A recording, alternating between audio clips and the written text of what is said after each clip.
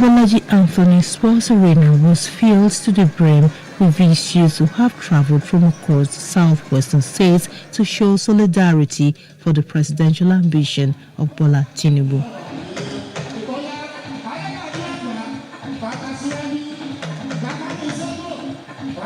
For these youths, it is important to see Bola Tinubu become the next president of Nigeria come 2023. I am supporting him. I don't care about the in-health. All I know is he's going to be ready to do it. But when he gets there, I know he's going to do it. So forget about in-health. He's capable to do it. Even the LD ones are not capable to do this stuff. He's LD. He's LD to do whatever. He's strong, capable. Lagos has been a role model to different states. Courts of Asiwaju Bola Ahmed Tinubu. The 8 years rule of Asiwaju Bola Ahmed Tinubu was a pillar of continuity of good governance for us in Lagos State. Apart from Bola Tinubu, there's no place, there's nobody you can bring that can do it more than him. He has been a good leader over the years. He was the best governor. You understand? And he introduced so many people, he sold so many people to us, of which we did not regret. The atmosphere became electrified as Governor Babajide Sanwo-Olu mounted the stage. Sanwo-Olu reminded them that there is a lot of work to be done. He charged delegates among them to ensure they vote in the forthcoming primary election of the party. We want to assure you that we'll continue to identify you as important stakeholder. Work is not finished yet. We still have a lot of work to do. The delegates among you, we must ensure that you come out to vote at the delegate election. The rhythm suddenly changed with the arrival of Bola Tinubu.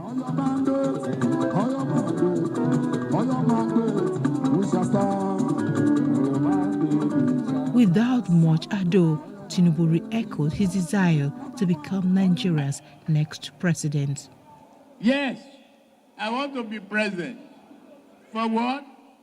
Is it for Eba? Is it for Gary? Is it for beans and dodo? I want to be president for you. Drive me there. He told the youth that if he could transform Lagos, then he can do much more, even at the federal level. You can create the path for free education and the university level. We can do it. We can build a new Nigeria where prosperity will not be isolated and limited to the family of the poor. Tinubu urged the youth who are yet to register or revalidate their voters' cards to do so in order to be able to vote in 2023. From Lagos, Love Ikuku Uyedoku, Plus TV News.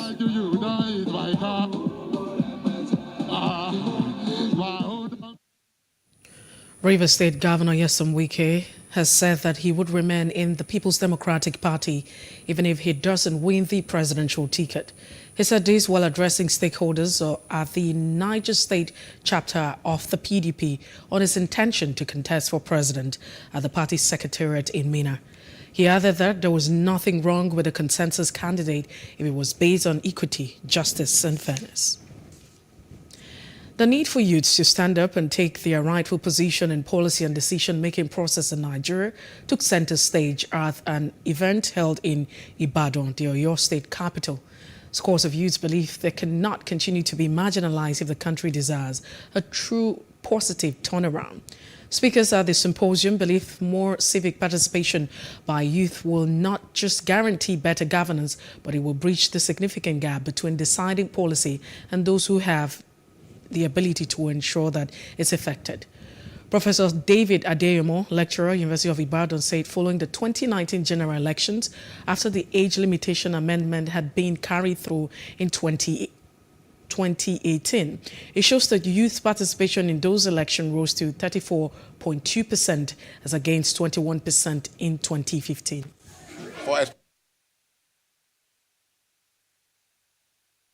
For the aspiration of Ifeanyi Odi, Chukwuma Odi to join the race. You see, since I served the party and finished my tenure in 2013, I've never followed any Guba aspirant from Ebonyi to come and submit form for me to be here, it reads meaning.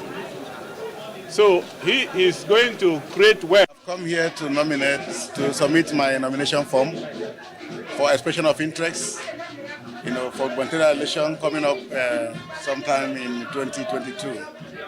They're my people, I have the people are with me, and I'm with the people. The first I can make, if God willing, the love I have for the people and the love they have for me, if I'm giving the mantle of leadership to Governor of Ebonyi State, I will create wealth for our people, and I will focus on more of human capital development. Deputy Senate President Ovio Agege has said that the Delta State Governor, Senator Ifeanyi Okowa, spends 2 billion naira on political appointees in the state monthly when he cannot pay retirees their monthly pension, having worked for 35 years. Omo Agege made this statement at his declaration for the all-progressive governorship aspirant in Warri, Delta State. A Delta State correspondent reported that DSP Omo Agege said that the present government of the People's Democratic Party, PDP, in the state has failed Delta in all sectors, and it's time for everyone to wake up and vote the party out. Our civil servants, our parents who gave their life, the best part of their lives, in the service of this state. Some of them have retired in 8, 9, 10 years. Until today, they have not been paid their retirement benefits. Meanwhile, Okowa is busy every day employing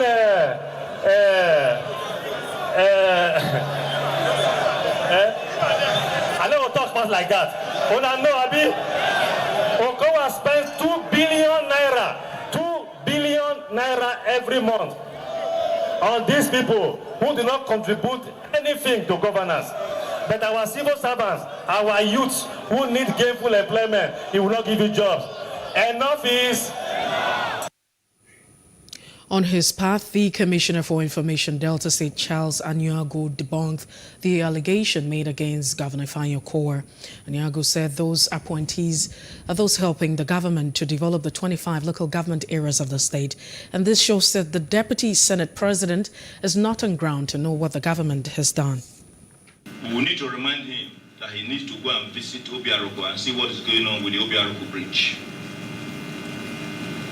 We need to also tell him that before we came on board, our people from Indokwa West to Indokwa East were making use of what we call pontoon, a particular kind of boat that have to convey vehicles from Indokwa West to join our people in the Beneku houses, not to come and display their ignorance of the issues as they are on ground. If he does not know that we have built bridges even very close to his community, it means he is not on ground. If he's not aware that a number of secondary schools have been transformed and they now look like a university, it means that he's not very much on ground.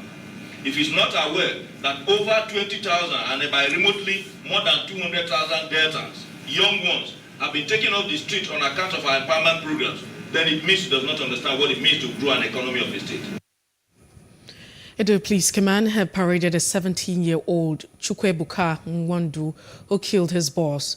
And those who were paraded included a 3-man gang of kidnappers, as well as others who brought in for various degrees of crimes. I went to Ring Road, go and search for who know how to drive. Then I missed these guys. My best Naija place, only this one. Then I asked her, do you know how to drive? He said, yes. I take her to the now we drive out. When we drive out, and she go and kiss the second guy there's one guy that come out. I didn't know how to drive. I just jam out like best Naija place. So we go and call this guy that I tell the guy that I want to go and drive. She take me to Welu. Then I want to Welu to go inside the car. Then he's dancing around us, start beating us. So Operatives of Amoteku Corps in Ondo State have apprehended 2 underage armed robbers who named themselves after 2 Nigeria's notorious robbers, Oyenusi and Anini. They were arrested alongside their mothers, who always fortified them with local charms while going for robbery operation. They were paraded by the state commander of Amoteku, Adetunji Adelie. They were part of the 19 suspects paraded for various offenses. He said they were arrested at different robbery scenes in the state. These ones that we are parading, we've concluded investigations and we are set to send them to the DPP office so that their cases could be transferred to the courts.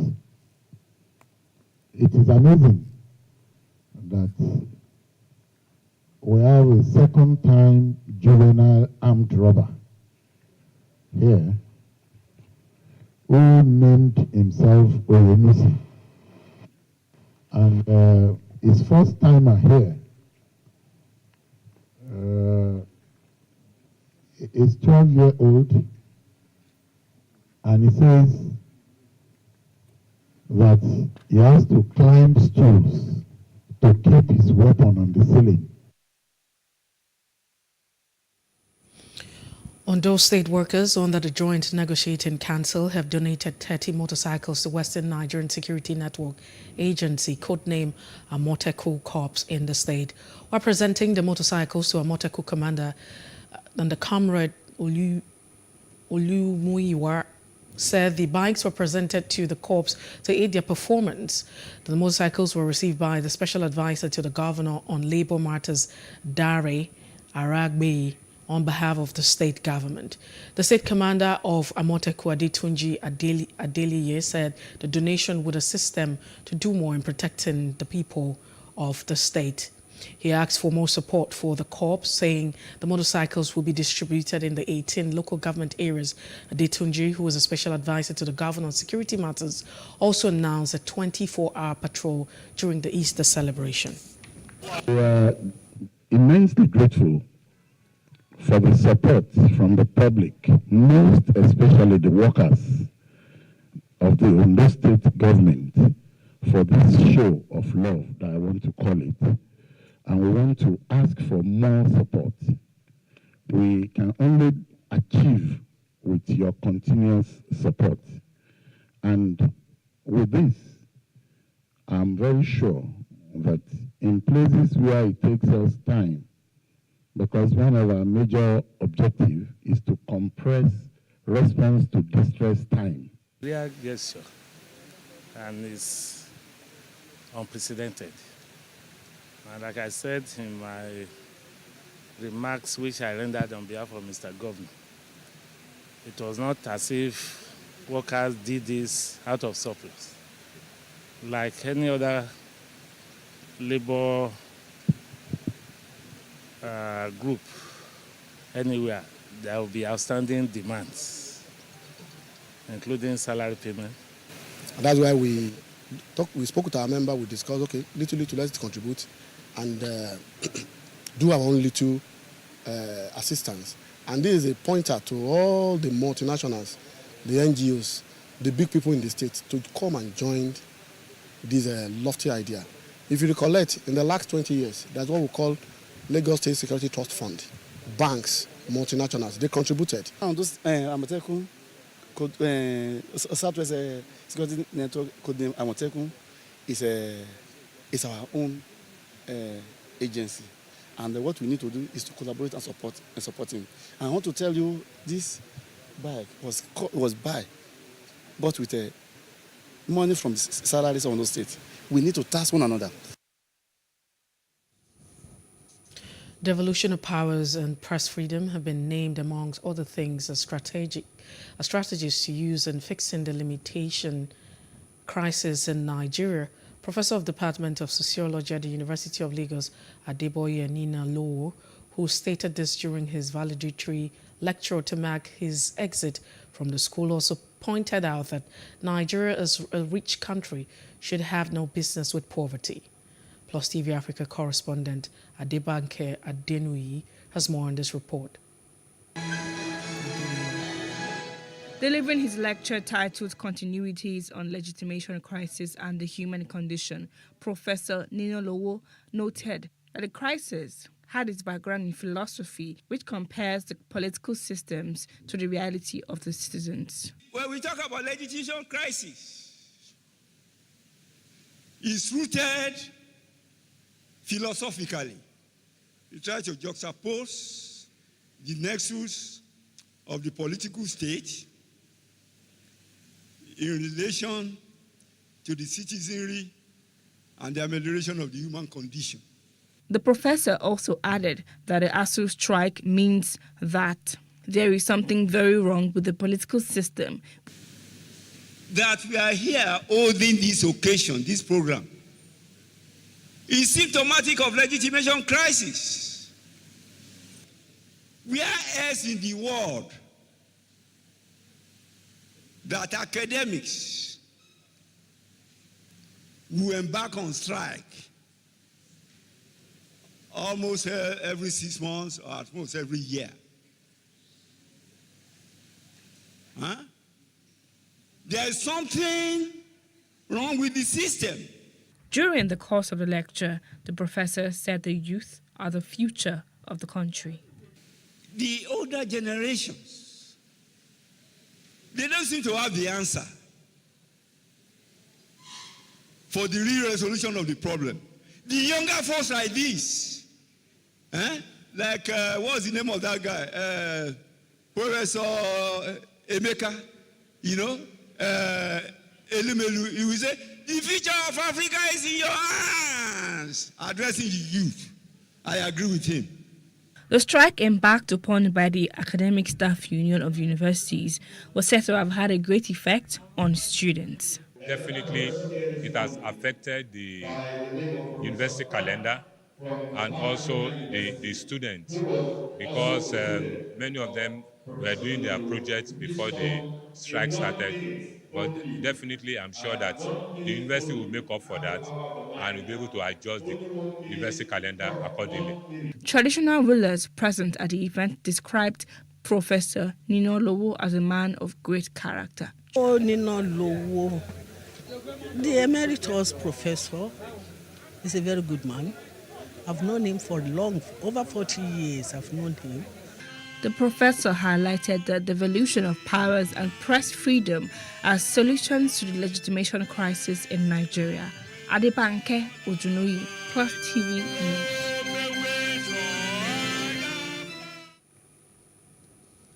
As Christians are basking in the euphoria of the Easter celebration, some Nigerians say it's worth celebrating irrespective of the many challenges. And that's on our Street Views. Take a listen.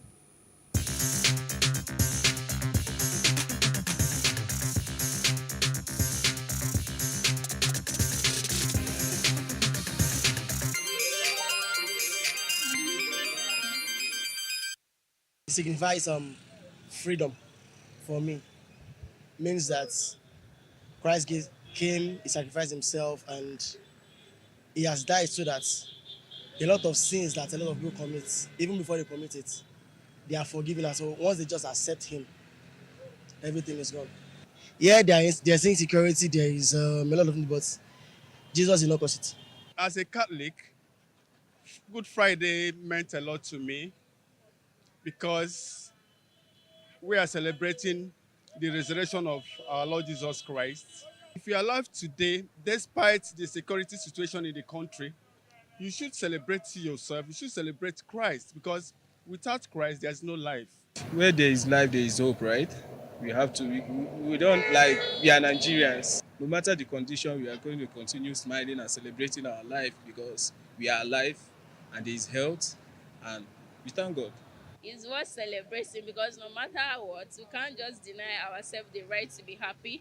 So we need to be happy, to share, because now Nigeria itself is very bad. So the only way you can come out of the bad situation is just for you to give yourself that happiness. As a Christian, I just understood that Good Friday is the day that Jesus Christ went to Galilee and he was crucified on the cross of Calvary, and it's a very significant event.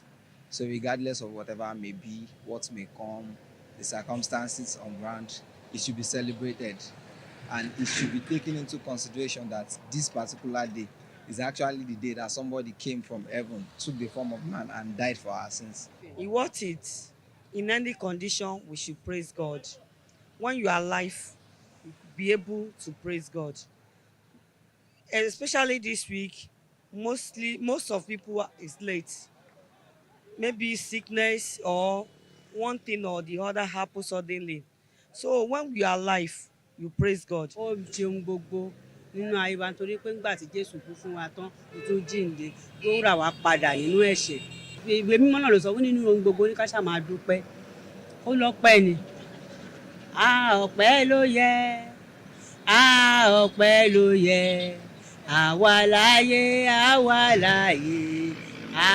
ọpẹ́ ló yẹ.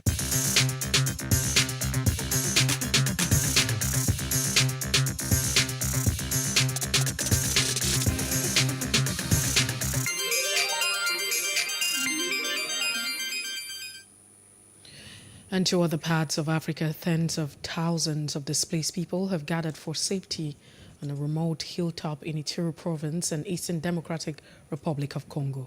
They are seeking refuge from the persistent violence and attacks that have ravaged the region for decades amidst the children who have been orphaned, forced from their homes, and made to witness horrific events. Among those living in Hillside camp in a 14-year-old boy who arrived there alone after fleeing an attack. We're calling him Bukawa to protect his identity. Bukawa and his family had already run away from his home twice when armed group attacked the camp they were living in. And outside Africa, one person was killed and 18 wounded when a Russian missile hit one of the central districts of Ukraine's northeastern Kharkiv region. The missile hit a former factory in the area of Koni at around 11 a.m. local time.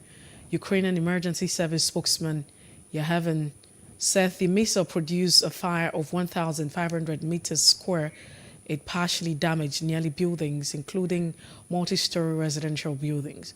People rallied in Germany today against Russia's invasion on Ukraine, calling for peace and expressing their support for Ukrainian people. In Berlin, people marched on the streets holding signs and the Ukrainian flags during an event organized by Ukrainians. 3 young Russian women who were camping in front of the Russian embassy over Easter said they were on a 3-day hunger strike to protest against the war in Ukraine.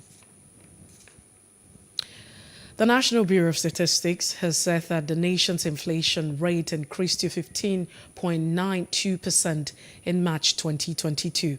According to a report released by the NBS in March, the Consumer Price Index (CPI), which measures inflation, increased to 15.90% year-on-year, which is 2.25% points lower compared to 18.17% recorded in March 2021. It further said that on month-on-month basis, the headline index increased to 1.74% in March 2022, representing 0.11%, pointing higher than the 1.63% rate recorded in February 2022. And to some entertainment news, singer Kiss Daniel and his former record label boss, Emperor Greasy, CEO of G World Entertainment, are back on good terms. During the week, the duo was seen hugging each other and dancing Kiss Daniel's new song, O'Shea, in a video posted on social media. According to a source close to the duo, they have ended their feud, and court case instituted against Daniel by the G World will be discontinued. Sadio Mane scored twice as Liverpool beat Man City 3-2 in a classic FA Cup final at the Wembley that kept alive their quadruple hopes. Ibrahima Kante opened the scoring after 9 minutes before Mane netted a buzzer goal, tackling City's keeper Zach Steffen on a goal line. Mane added his second with a thunderous volley before the break. Jack Grealish scored for City shortly after the restart, and Bernardo Silva added another in the 91st minute, but Liverpool held on to their reach in the 15th FA Cup final. And that's the news brief. For more story, please follow us on Facebook, Twitter and Instagram, and do subscribe to our YouTube channel at PlusTvAfrica and PlusTvAfrica Lifestyle. Many thanks for watching. I am Mese Bobo.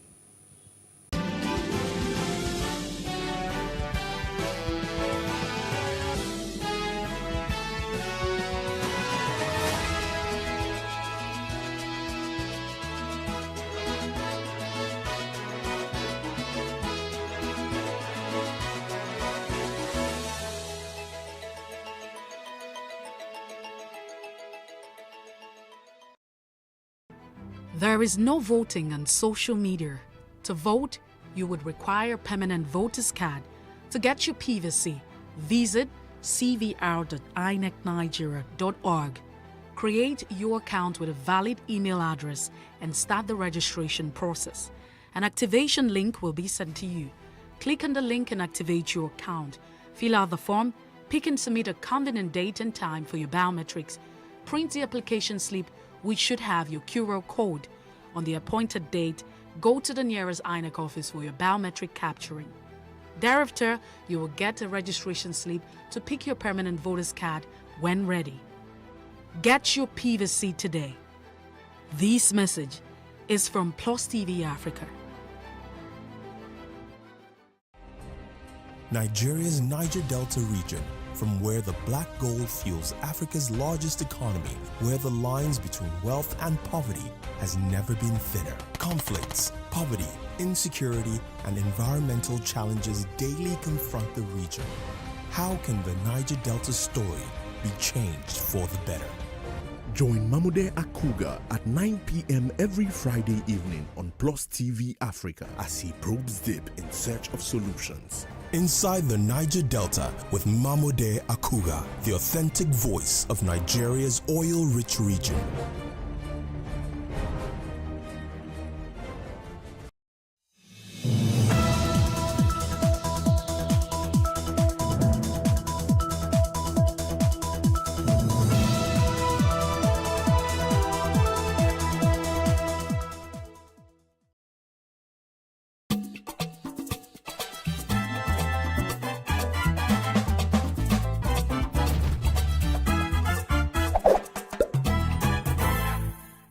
Yes, every week we end this show optimistic that the new week will bring us loads of good tidings.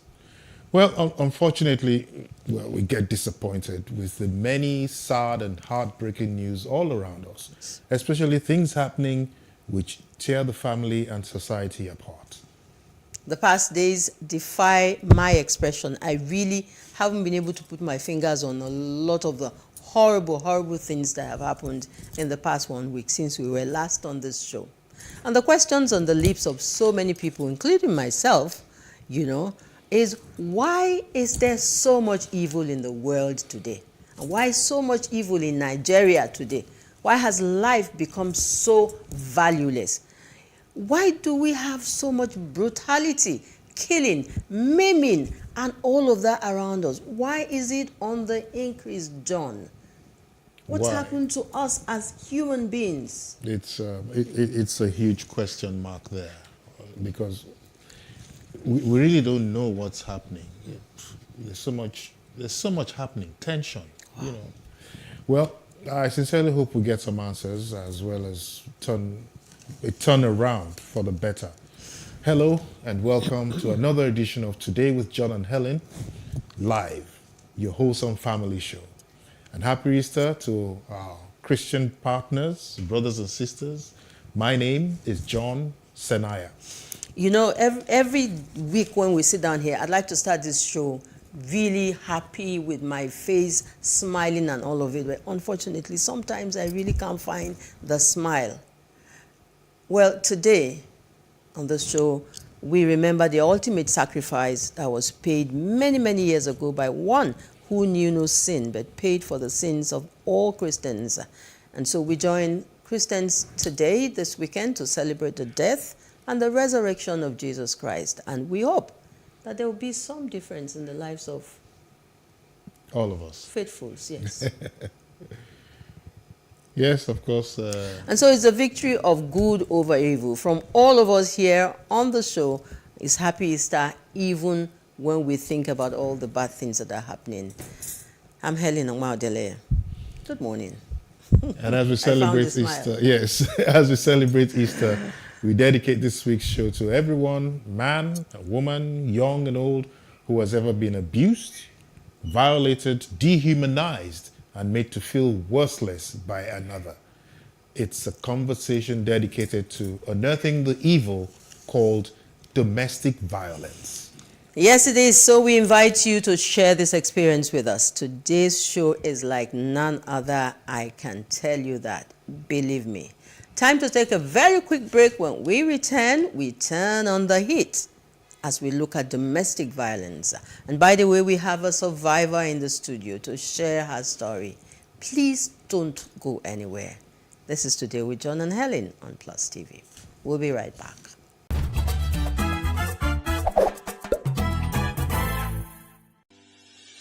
Increase the reach of your events or business services. To advertise on Plus TV Africa, please call 0906 000 5719 or 0909 040 8408, or send an email to marketing@PlusTvAfrica.com. Plus TV Africa. Big stories live here.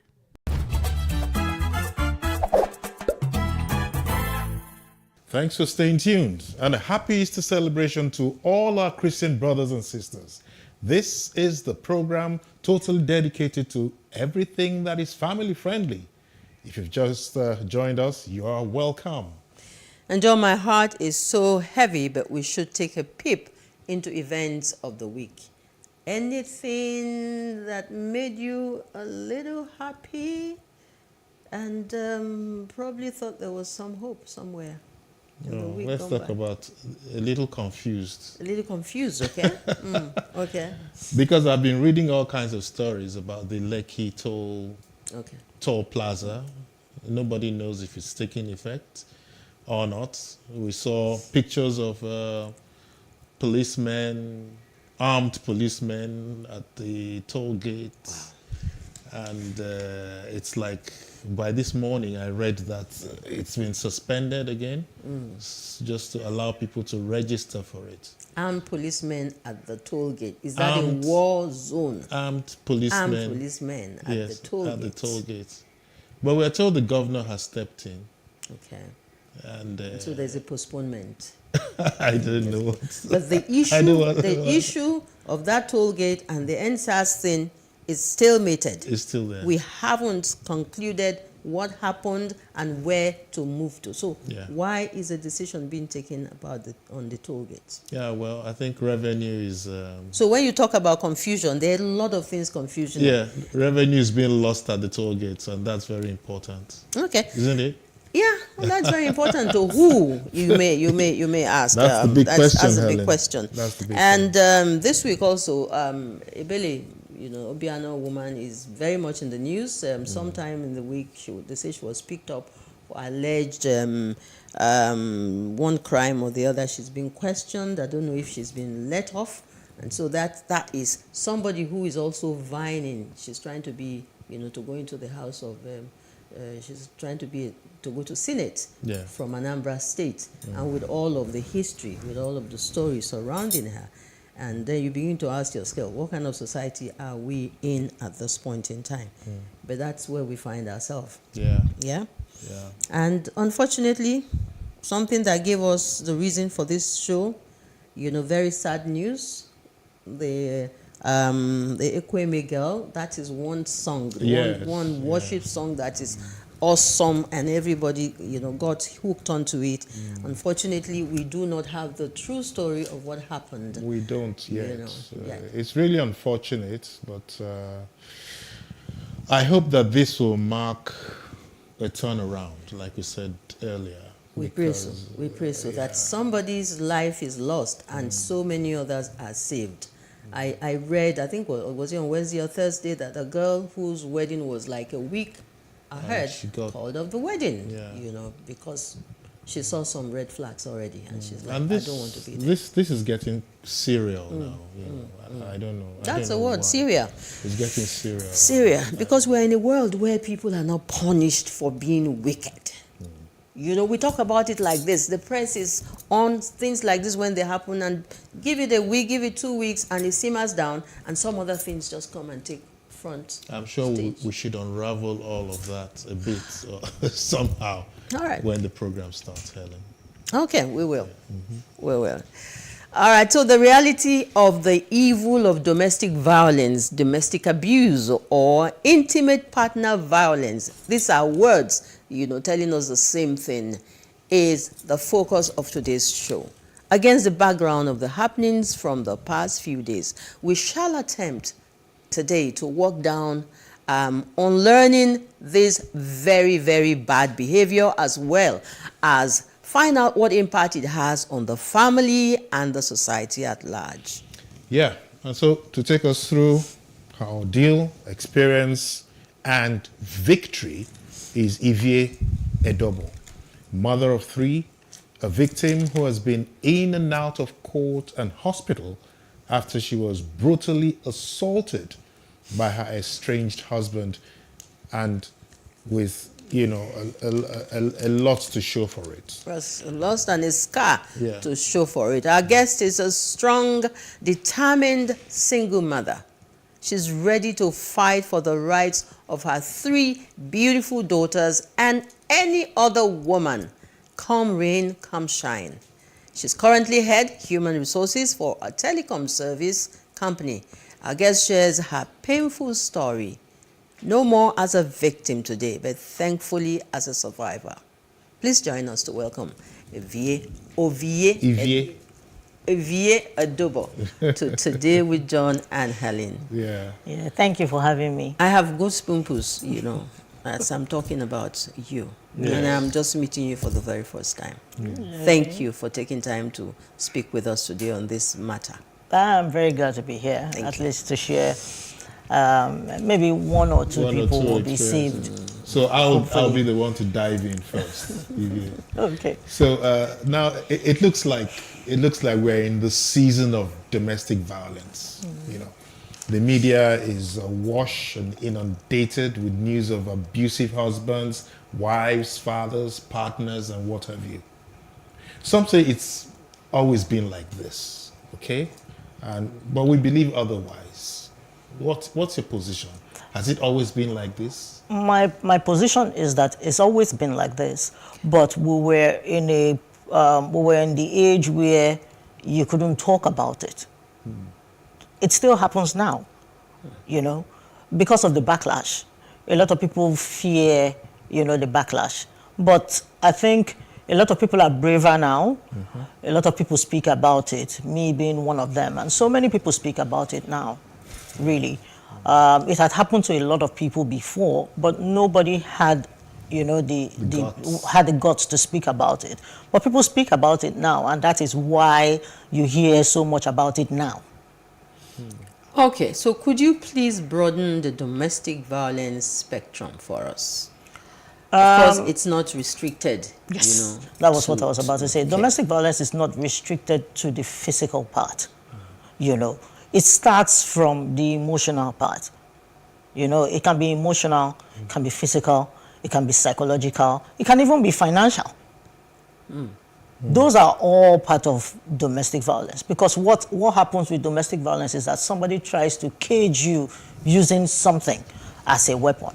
It might either be physical, obviously, or somebody belittles you 24/7. It's also domestic violence because you start to feel little of yourself. It can also be financial. The person takes away everything that will give you the power to be able to do something on your own. So financial restraint is also domestic violence, really. Financial restraint. Oh, yes. And that happened to me, too. Because when we started, I have always been a forerunner in my field. I started with telecoms.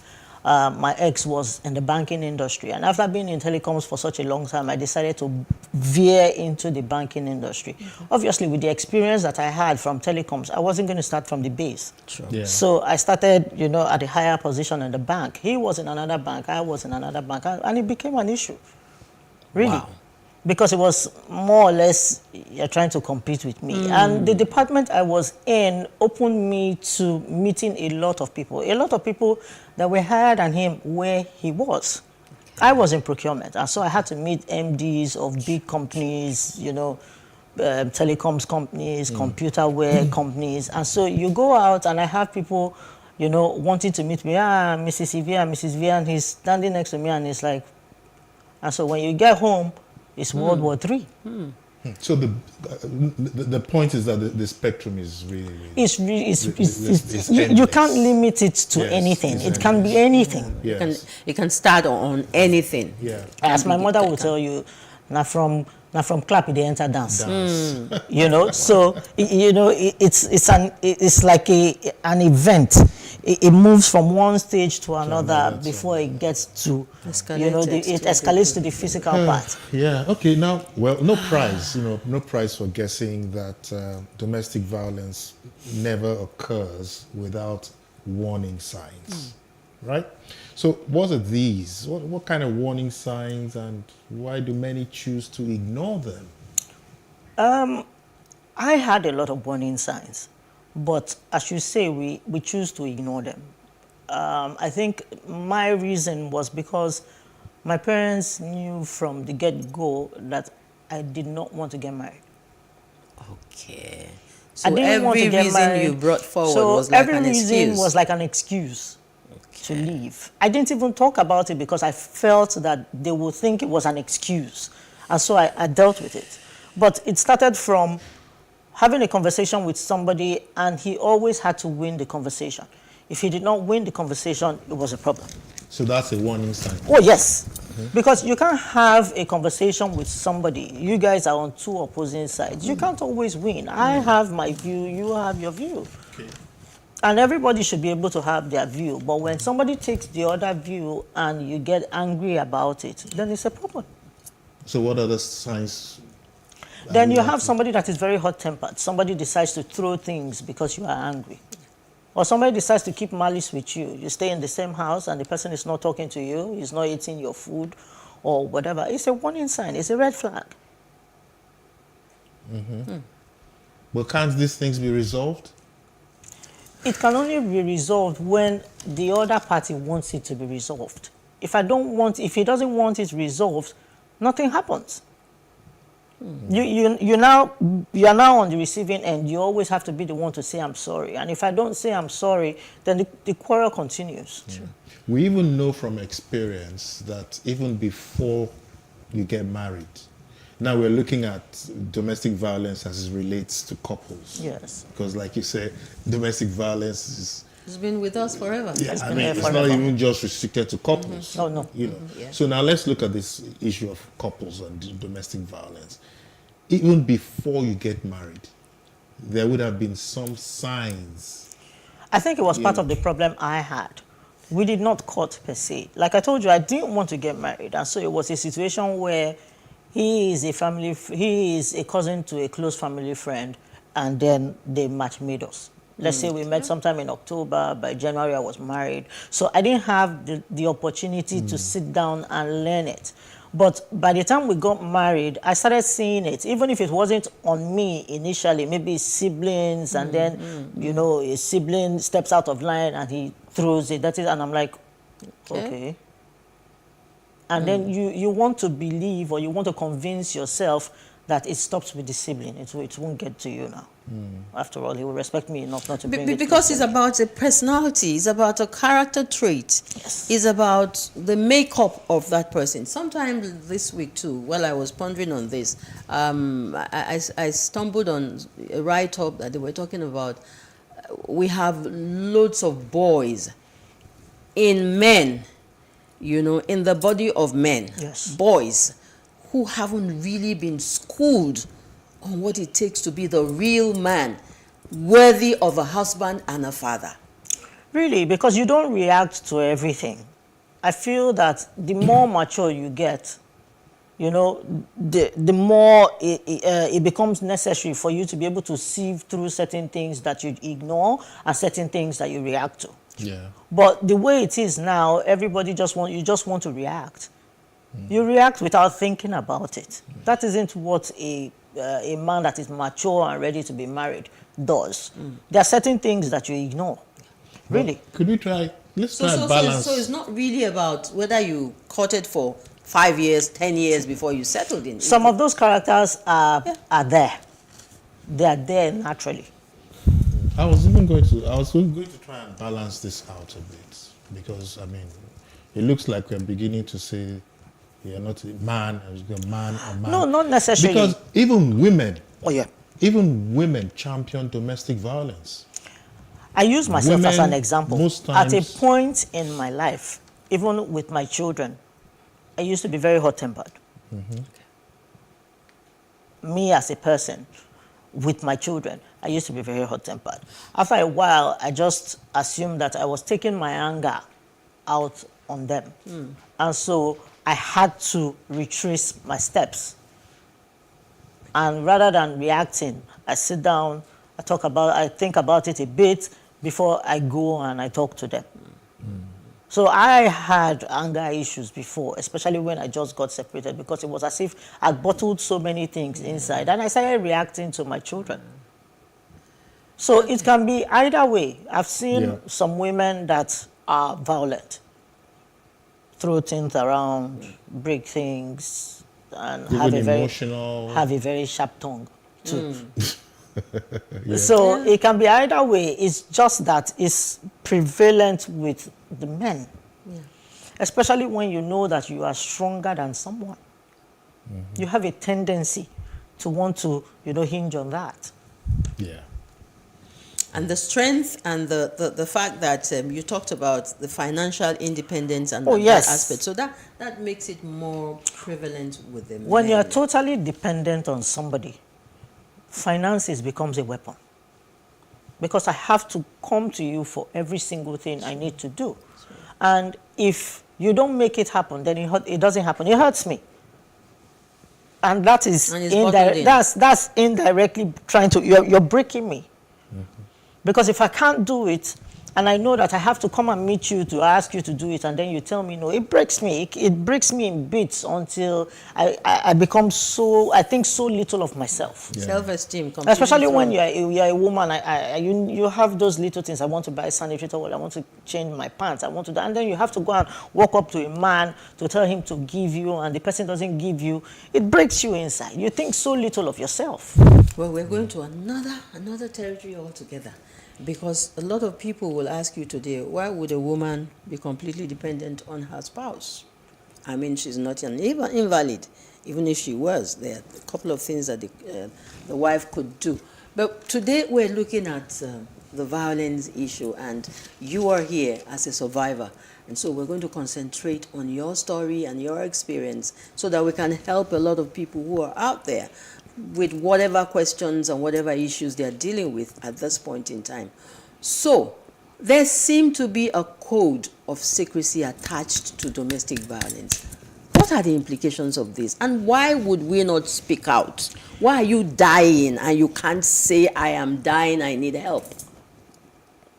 I tell a lot of people that it's the fear of the unknown. I tell people that I took that blind leap of faith, because it's a blind leap of faith. You really don't know what is on the other side.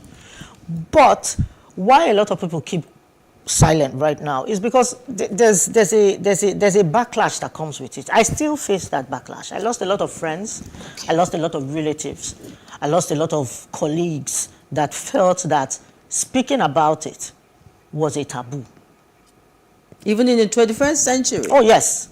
I had family members that said, these kind of things are not things you talk about. I'm dying. Mine was even worse because I had already walked and you attacked me after I had left. But it was still a taboo because they play that leg, is he not the father of your children? And I'm saying, am I not the father of his, am I not the mother of his children? Didn't you see my children's face in my eyes when you attacked me? Wow. But it's there. A lot of people, I feel that even the lady the musician that died, it could have been anything, because you have pastors that tell you that it's not something to talk about. Yeah. You have people in the church that would have chastised her for talking about it. You have friends and family that will still have talked about it. When I talked, I was in hospital for a while. When my leg got broken, I was in hospital for a very long time, battling to save my leg. But in that time, I got the fillers. My dad had gone to where I had filed the case and took it off and said, no, we're going to settle. You know, you want to settle it out of court. And so I'm saying, why do you want to settle it out of court? You're settling it out of court because you want to keep a cap on it. You don't want people to hear about it. Yeah. And when I felt that was going to happen, I put my story out on social media. Because social media is like wildfire. You can't stop it anymore. You can't even control it. And so by the time I put it out on social media, there was no stopping it anymore. It changed the dynamics of things. Because while I was in hospital, they were doing a meeting within the family to try and settle. As in, we were going to settle and then you were going to send me back so that I can die finally. You know, but there's the backlash. Even today, I still have people that talk about it. You know, you don't want to become, you want to be Mrs. Somebody. Yeah. Yeah. You don't want somebody that alive or dead title of being a single parent, because that being a single parent also comes with its own dynamics. True. You want to get a house, they tell you to bring a man. True. You want to travel with a child, you have to bring a man. You go to some functions and people are wondering, you know, where is the mister? Where is the mister? And so a lot of people fear that. Some other people fear the financial part of it. When you leave, what next? Not everybody has the mind to do odd jobs and certain things to, you know, to be able to cater for your children. A lot of people just want to continue with the life that they were living comfortably when they were with a man. And especially if you have younger children. Oh, yes. How do you explain? You know, how do you make them understand? But I felt, especially because I have 3 daughters, I didn't want them to grow up with the impression that it was okay for that to happen. I had a lot of people say, you have daughters, oh, why are you putting their father all over the place? Why are you fighting him? Why are you taking their father to court? Why do you want to see their father in jail? And I'm saying, the fact remains, he did something that merits him being in jail. Okay, let me dive in at that point, because I mean, it takes, in the context of this discussion, it takes a brave woman to be able to come and do what you're doing now, speak out. Okay, victims of domestic abuse, you know, oftentimes don't know when to cry out. You know, when and where do we draw the line and say, hey, enough is enough? When and where? Look, I think everybody has, it's just like how everybody has their own threshold of pain. I drew the line when it became physical. Okay. I drew the line when it became physical. How physical did you get? Oh, I've received, you know, slaps. I've been locked out of my room before, and then I have to go and sleep in the children's room. I've been talked down to in public. You know, Called you names. Called me names, told me that I did not make him a man because he doesn't have a son. You know, so certain people draw the line. I know a few people that won't even take the insult. Once the insults and belittling starts, they walk. They walk. They cry. They move. And they're like, no, I can't take it anymore. But I felt sometimes you sit down and you think that the person is going to change. But now I tell my children that what you can't change before you enter into the house only gets worse when you get in. True.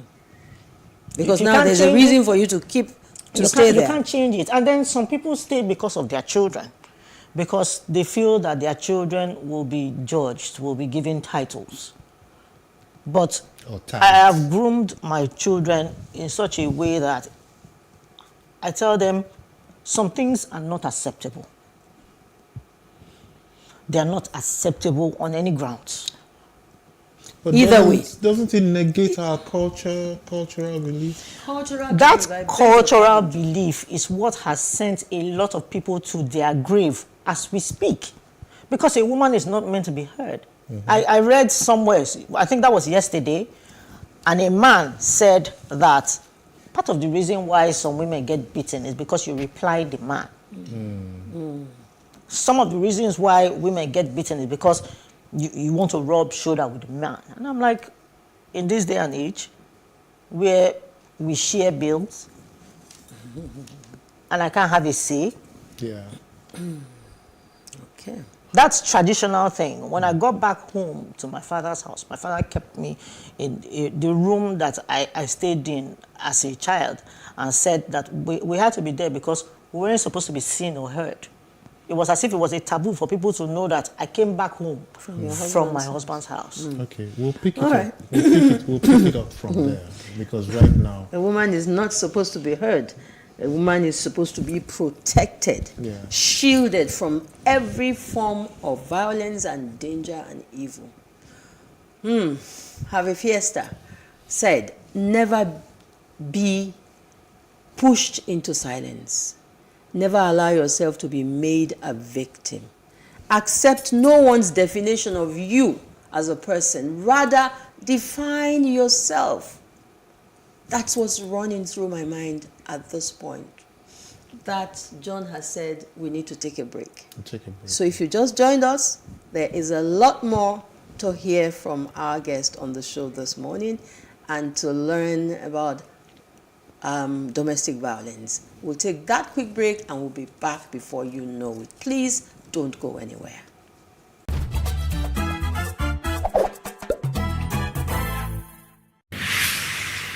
So what are the top decisions that the United States considers necessary that Nigeria must take? I like to think of my interactions as conversations, not interviews. And that's why I say asking questions is both an art and a science. Everyone says in Islam you are allowed to have 4 wives. Is it mandatory? The right question enables answers that educate, inform, clarify, and help you, the viewer, to better understand the issue before making up your mind. Our goal is to reduce from 10 to 2 days the time it takes to register businesses in Nigeria. Join me every week on this station, PlusTvAfrica, and gain exclusive access to my conversations.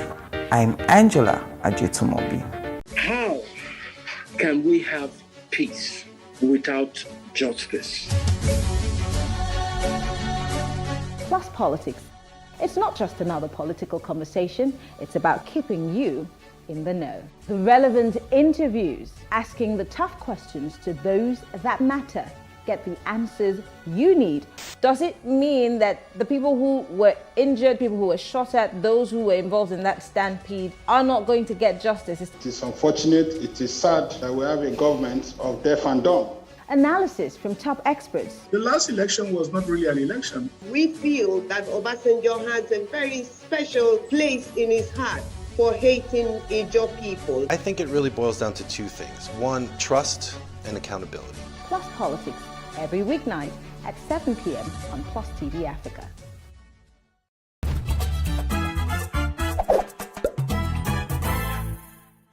Yes, it's today with John and Helen on Plus TV Africa, and Ivie Edobo, our guest today, the domestic survivor of violence, domestic violence, is still with here in the studio.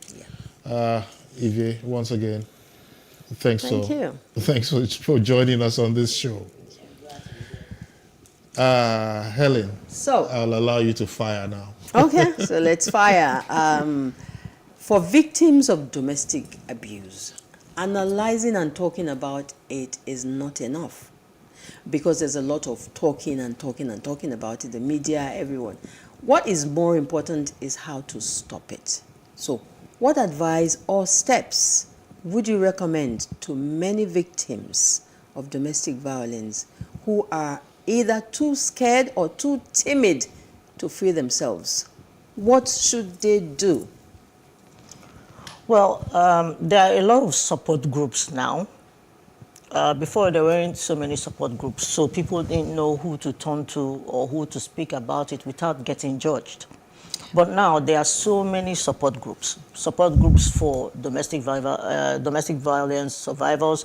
There are support groups for single parents. There are support groups for, I know I'm part of one, a support group that has both single, married, but it's called broken but not I've forgotten, but it just means that you made it. Is it only a female group? It's a female group. Not it's a female group. We also have another group that is movement against domestic violence and all that. That has both female and male. Now, in those kind of groups, you also have legal practitioners. You also have members of the society that have a say. You also have members of the police force. Because I feel that the more you talk about it, the more people tend to understand what you are going through, and it's easier for you to get justice. My problem with the justice system, unfortunately, it doesn't work, really, at all in our own society. Okay. It gets to a point, and then it stops. My case, for example, my case was on in court, but my ex was able to get an American visa and leave the country while the case was still on. Okay. How did that happen? So inconclusive. Now, he has jumped bail and skipped the country. There's a bunch warrant, but what next? So it comes to a halt. And these are part of the reasons why a lot of people don't even bother. Yeah. Because I tell a lot of people, when you leave, what next? Is the question on everybody's mind. Especially for, like, my case is even different because I'm tough. I could move with the tide. But there are some people that they don't have anything doing. They're broken for life. Completely. You're totally broken. And then they feel so sorry for themselves that they can't take the next step. Yeah. There are some people that do not have, they want to leave, but they do not have anywhere to go to. And it makes it worse.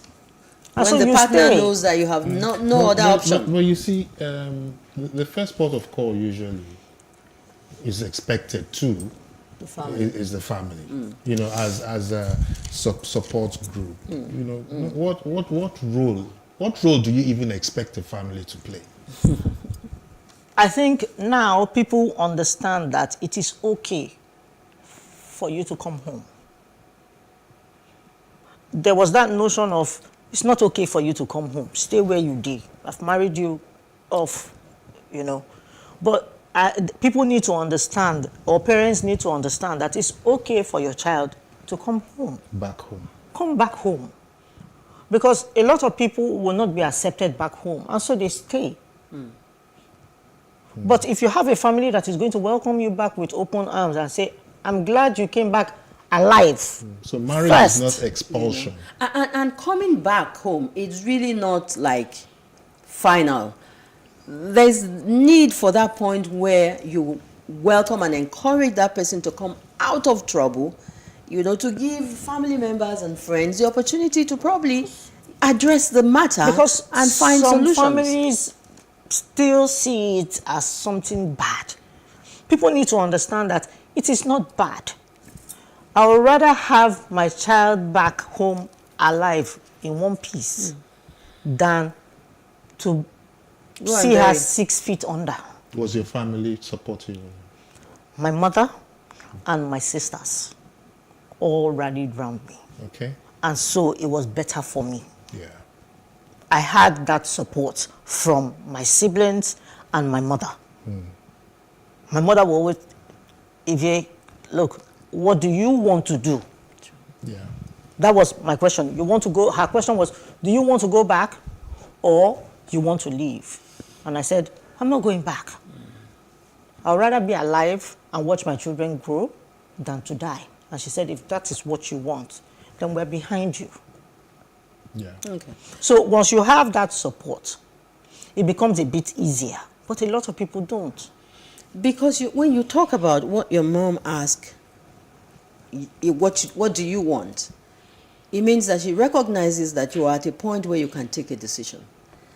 But in situations where we marry off babies, very young girls, who really can't even take a decision for themselves, and they find themselves in this position, What does the society, what's in place for, like, neighbors, somebody sees there's danger somewhere, can anybody speak out? Have you I think it's now a lot of people are speaking up, obviously. I am one that will be driving on the road and I see somebody holding a baby or a child, where the danger is, and I stop. And I tell you, hey, put that child the other way. So people are a bit more exposed now. People are also able to pick the signs now because you talk about it and people start to pick here and there. I tell people that we're going to keep talking until we are heard. It might seem as if people are not hearing, but people are hearing. Okay. People pick the signs. I, for one, can pick the sign if I see somebody that is having an issue. Take, for example, there's a child in my children's school, and my daughter came back and says, Mommy, this girl behaves funny. Sometimes she's looking at some funny things on the internet that children are not supposed to be looking at. And I picked it and said, that child is being abused. She's too young, in JS1, to be looking at stuff like that. And I called the owner of the school and said, I'm not telling you to make it obvious, but have a conversation with that child. Okay. And they did, and found out that her mother is not around, and she's growing up with just her dad. And her dad has all these, this person is working for me, this person is working for me. He's not around. And so it was a flag.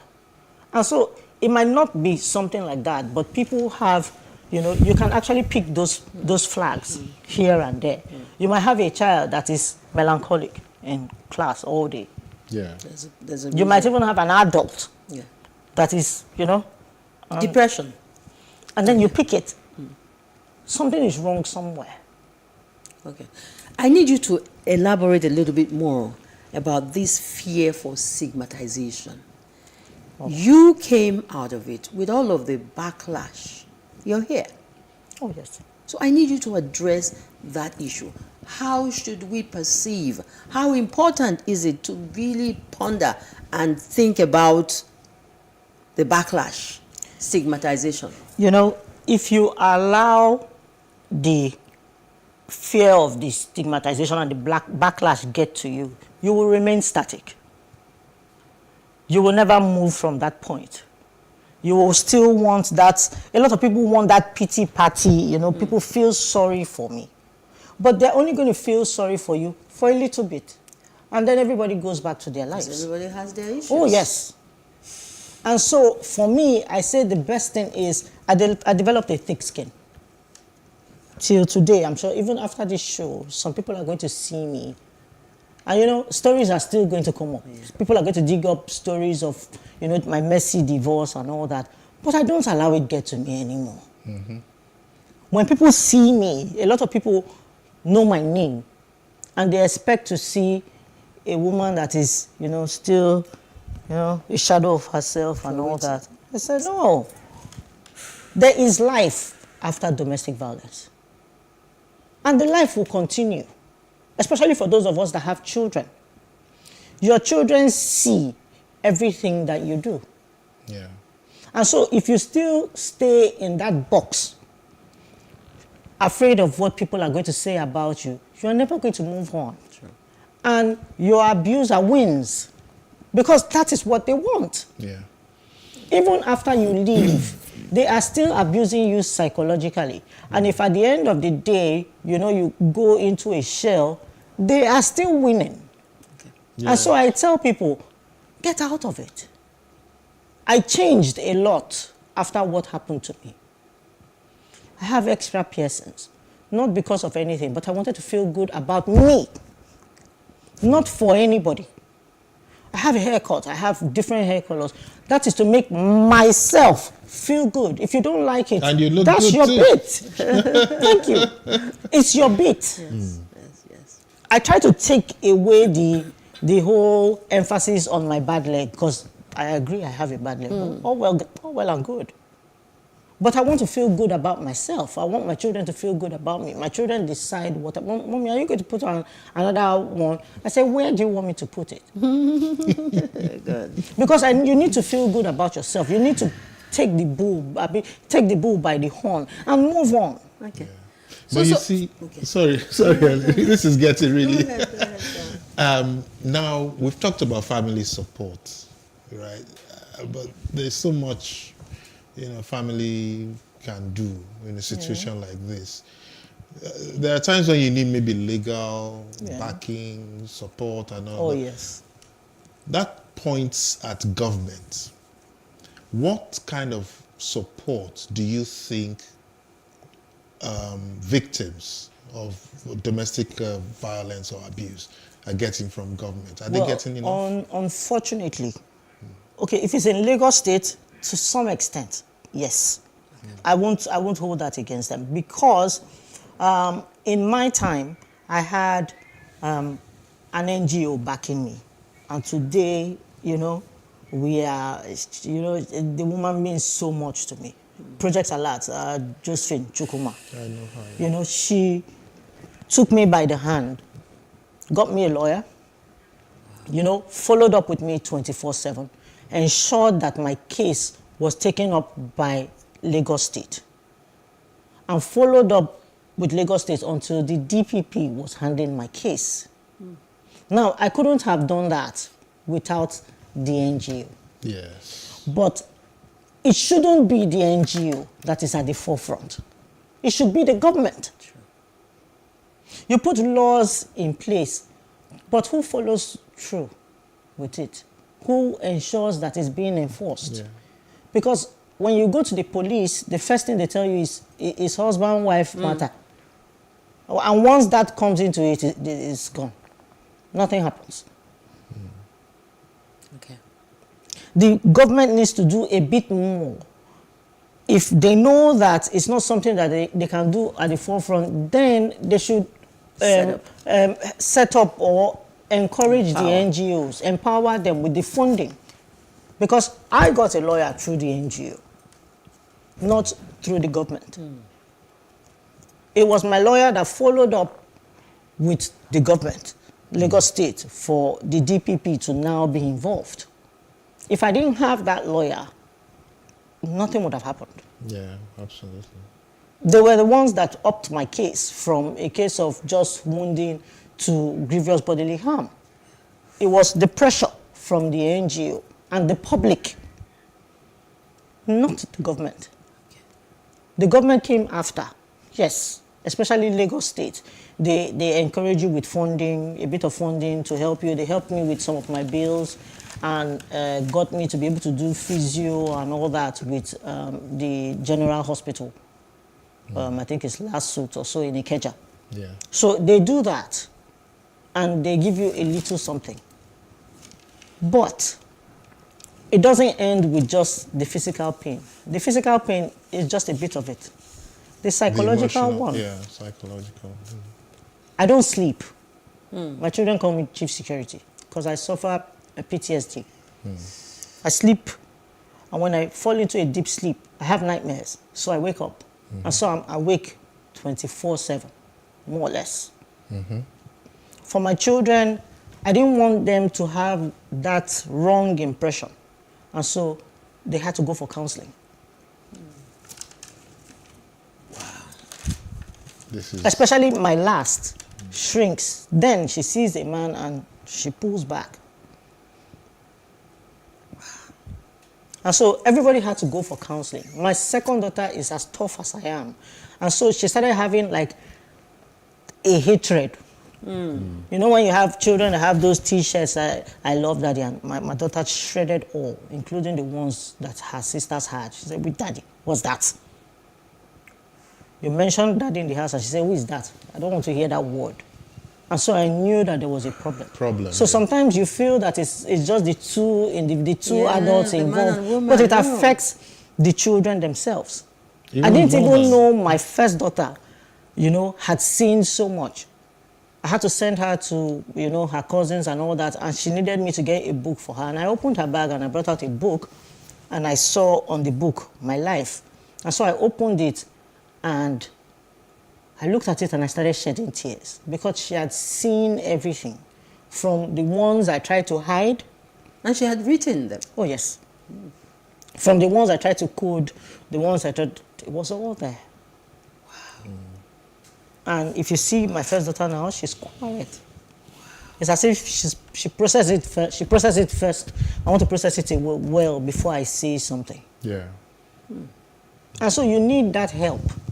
You know, you can never overemphasize that the help that victims need. You can't overemphasize the help that survivors need. Yeah. There has to be a total rearrangement of the mindset of people, both the police, the government, even neighbors themselves. I need to ask a question at this point, because when we're talking about the abuser and the victim, is there anybody really, male, female, that is born to abuse the other person?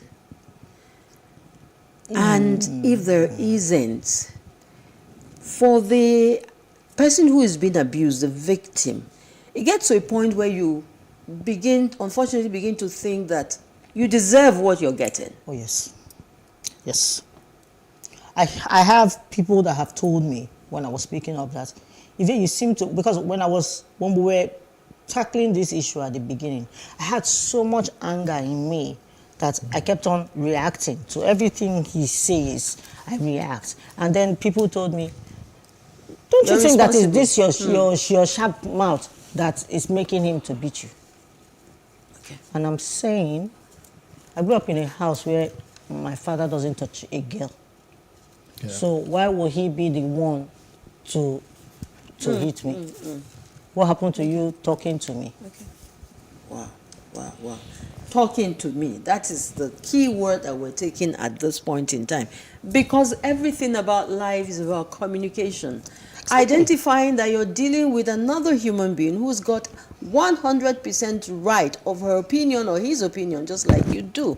And there must be a point where we table the issues, you know, and arrive at a conclusion. And when that is unable to be achieved, then whether domestic violence or not, everything else is a challenge, is a problem. I think you get to a point where... A final word from you, please. You get to a point where, rather than reacting, walk away. Okay.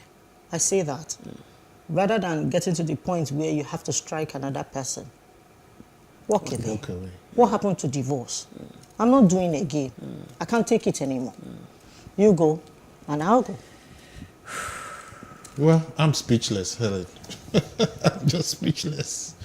Thank you for... This is a true life story. She's here. She walked into the studio with her, you know, the beautiful cane. Beautiful cane. I don't know why I'm using that word, but it says a lot about who you have become today. Oh, yeah. And you are a lot of help to so many women, men. That's why at the point I asked, the group you belong to, are they men? Because there are also men who have been victimized. So this is a true story, and true stories leave us with a lot of hope and lessons, you know, that we learn for life. It opens the door, you know, for those who are trapped, and they help them to find answers and courage, you know, to break that circle of silence and to choose life over death. Thank you once again. Thank you so much. We wish you the very best. We wish you the very best. We're so proud of you, and you're beautiful. Thank you. I was going to talk about the hairstyles, but we'll save that for another day. Thanks so much for being here. Thank you. So, thank you, Ivie. And we want to wish you success and the strength, to go all the way. Moving on, it's time to join the gym instructor for some shake-up, like we always do. And immediately after that, Pharaoh Shonuga joins the show with her guest for an equally engaging conversation. This time, they're going to be talking about couples, joint bank accounts, and other sore area. Right now, it's over to the gym instructor. Let's go.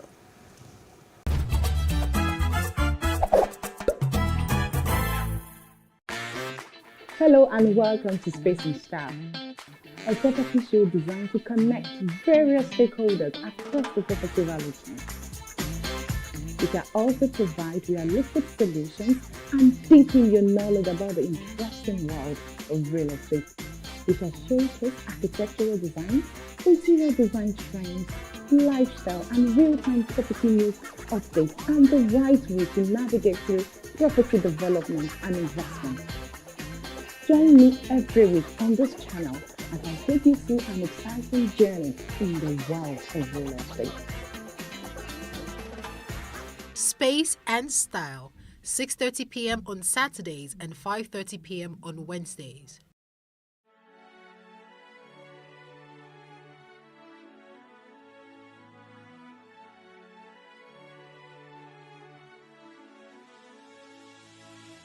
It is engagement we need to have. Those who suffer miscarriages are never taken into account. Members of the National Assembly are also influence peddlers.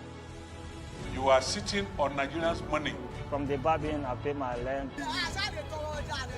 On the Babin, I send my children to school. A consultative engagement. No any tangible notification before they ban us. It's one thing for people to be at your back and the heat of the moment, and another thing for them to still be with you when push comes to shove. I will do everything to take Lagos out of the national grid.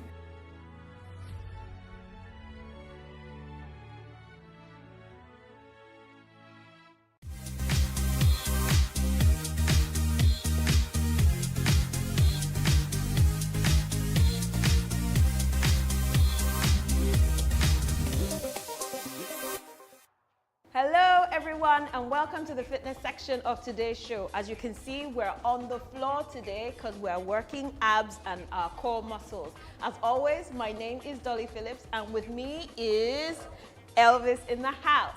All right, so we're going to start with a quick stretch while we're here and then go straight into our workout of the day. So deep breath in and out, in and out, in and out. Last one, in and out.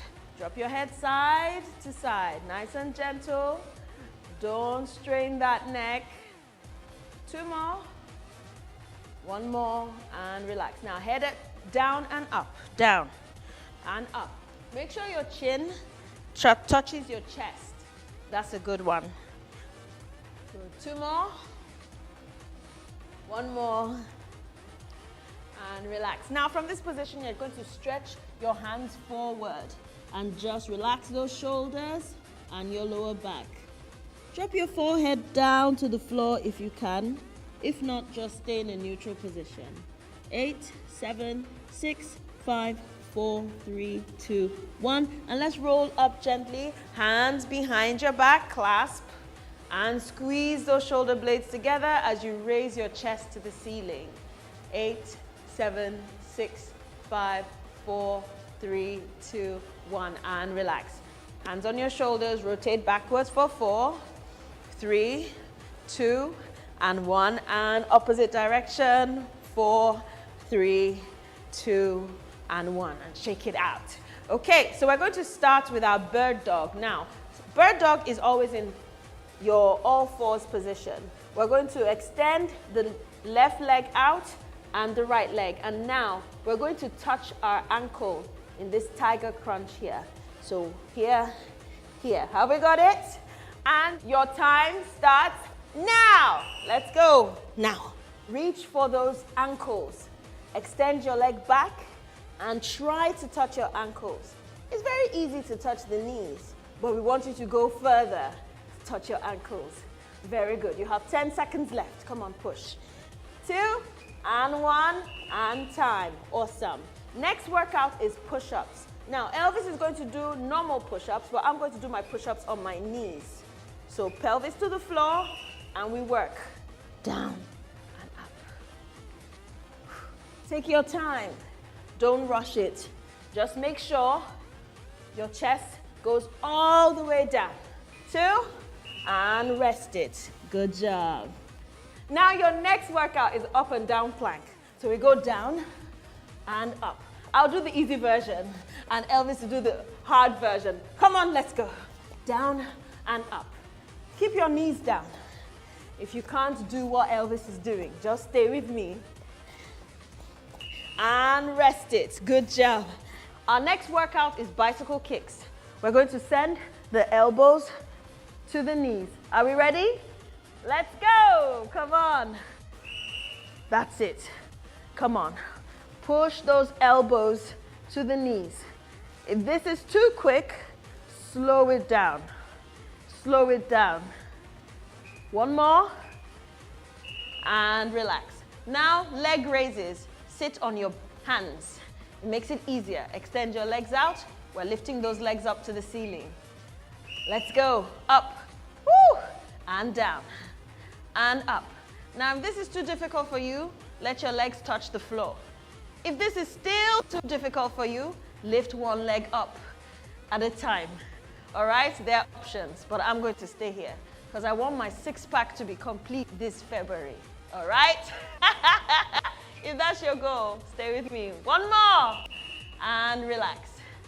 Now we're going to stretch really quickly. So let's sit down, legs crossed, nice and easy, and relax. Deep breath in and out,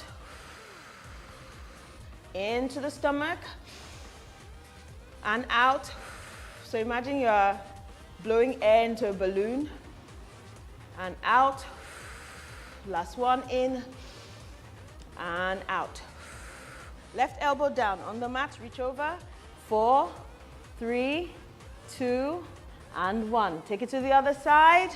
Stretch the sides. 4, 3, 2, and 1. How flexible are you? Let's try. Walk those hands forward and head down. 8, 7, 6, 5, 4, 3, 2, and 1. Walk back. Excellent job. Shoulder stretch, clasp hands together, turn over and push. Let's take it up to the ceiling and grow tall. Very long torso. Lovely. And release those fingers and down. Hand across the chest. Good job. Trap that elbow. Very nice. And the other side. This is a good stretch for the shoulders, especially after the up and down planks. And relax, shake it out. Head circles, last one. Head down, circle right, all the way around. Try and relax while you do this. One more. And let's rotate in the opposite direction. Left. One more. And relax. Awesome workout, everyone. Thanks for joining us, and we hope to see you very soon. Bye-bye.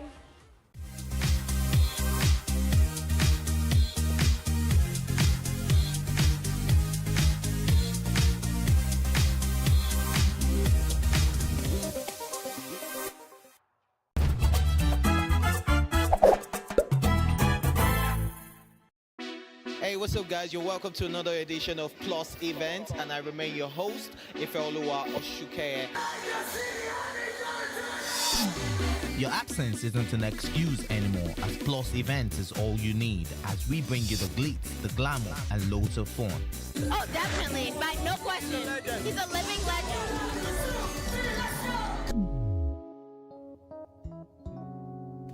Oh, God forbid, Holy Ghost fire, I know. I just want to be blown away. I want to be wild. This is 11 years of doing it.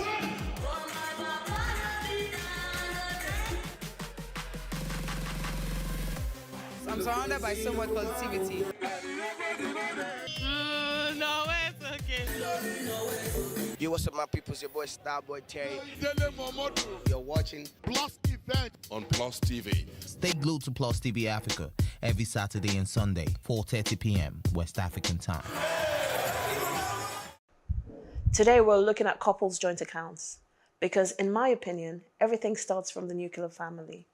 Man and woman are the starting points of everything. So surely having a joint account shouldn't be a problem, or should it? What I want to know is, does having a joint account with your spouse or partner make sense? Let's have our guest, Omi Oshikoya, answer this for us. Some of you may remember Omi from last Saturday when she simplified personal budgeting for us. She's the financial expert who wears many finance-centered hats. Today, she's wearing the hat of a woman who has been married for 15 years and experienced firsthand how personal fears of financial insecurity can ruin a marriage. She's also the best-selling author of The Richer Woman, where she tells her story of marital challenges in its early years. The Richer Woman community for women who are on the journey to wealth is a product of her book. Omi and her husband, John Oshikoya, mentor young people and couples through their Basis for Marriage seminars. Welcome again, Omi. Yay. It's lovely to have you back again. So, first things first. Happy Valentine's. Happy Valentine's. I'm wearing red. Is there anything wrong with having a joint bank account? I don't think there's anything wrong with it, but I think it's the motive. Why are you having it? Is it because it just sounds right, or is it actually effective for you?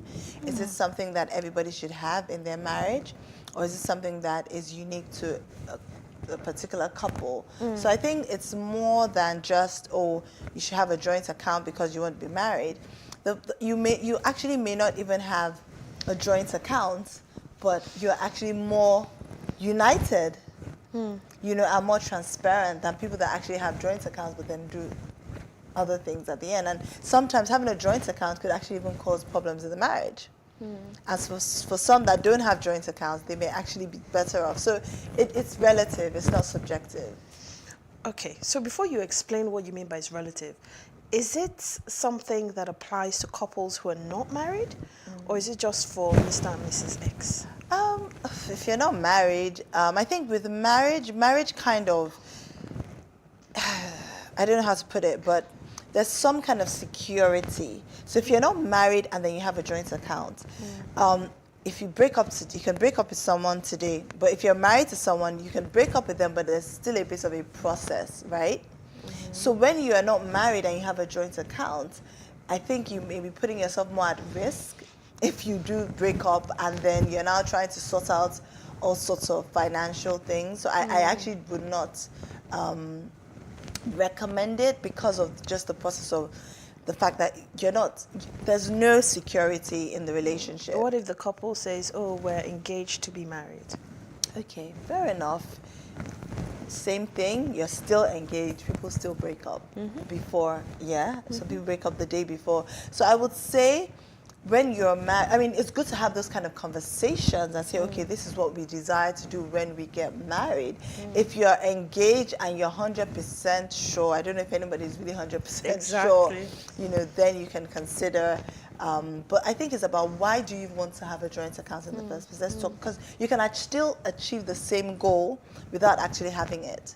Right. And you can have a joint account for a specific purpose, but still maintain your separate account. Exactly. So the question initially was, does it make sense?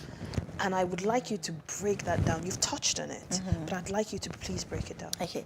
So I would use myself as an example. Or maybe not even use myself as, let's even be abstract and generic for now. So a couple say, or rather, you're married, you should have a joint account because you're one. But there are many things to consider. Personality. What's your money personality? What if you're a spender, right? And someone is more frugal? You're going to clash. Yeah. And even if you feel like you're a spender in one aspect and someone's more frugal, it may just be in terms of your preferences. So a man may prefer to buy gadgets, a woman may prefer to buy fragrance and household furniture, right? So it really depends. So in my situation, and also independence as well. How so? So you have a joint account, but there's sometimes you just want to go and have lunch, right? And you really don't want the situation where, you know, especially with the economy, things that, you know, how things are in Nigeria, and then someone's checking and saying, what you just had lunch, you know, that kind of thing. You're not supposed to have spent this, you know. So personally, what I would recommend, or what works for me, is you can decide that you want, what's the purpose, yeah? So you can have a utility joint account. So you live together, right? As a married couple, you live together and you decide that, you know, we're going to have this account for bills. right? So all the household bills, you can even put school fees or whatever in there. And so you both agree to say, okay, if you're sharing responsibilities, so I bring in 50% of the total bills, I bring in 20% or whatever, and then you put it in that account. Yeah. So you know that account is for that purpose. Yep. That way, you're at liberty to still do the things you would like to do.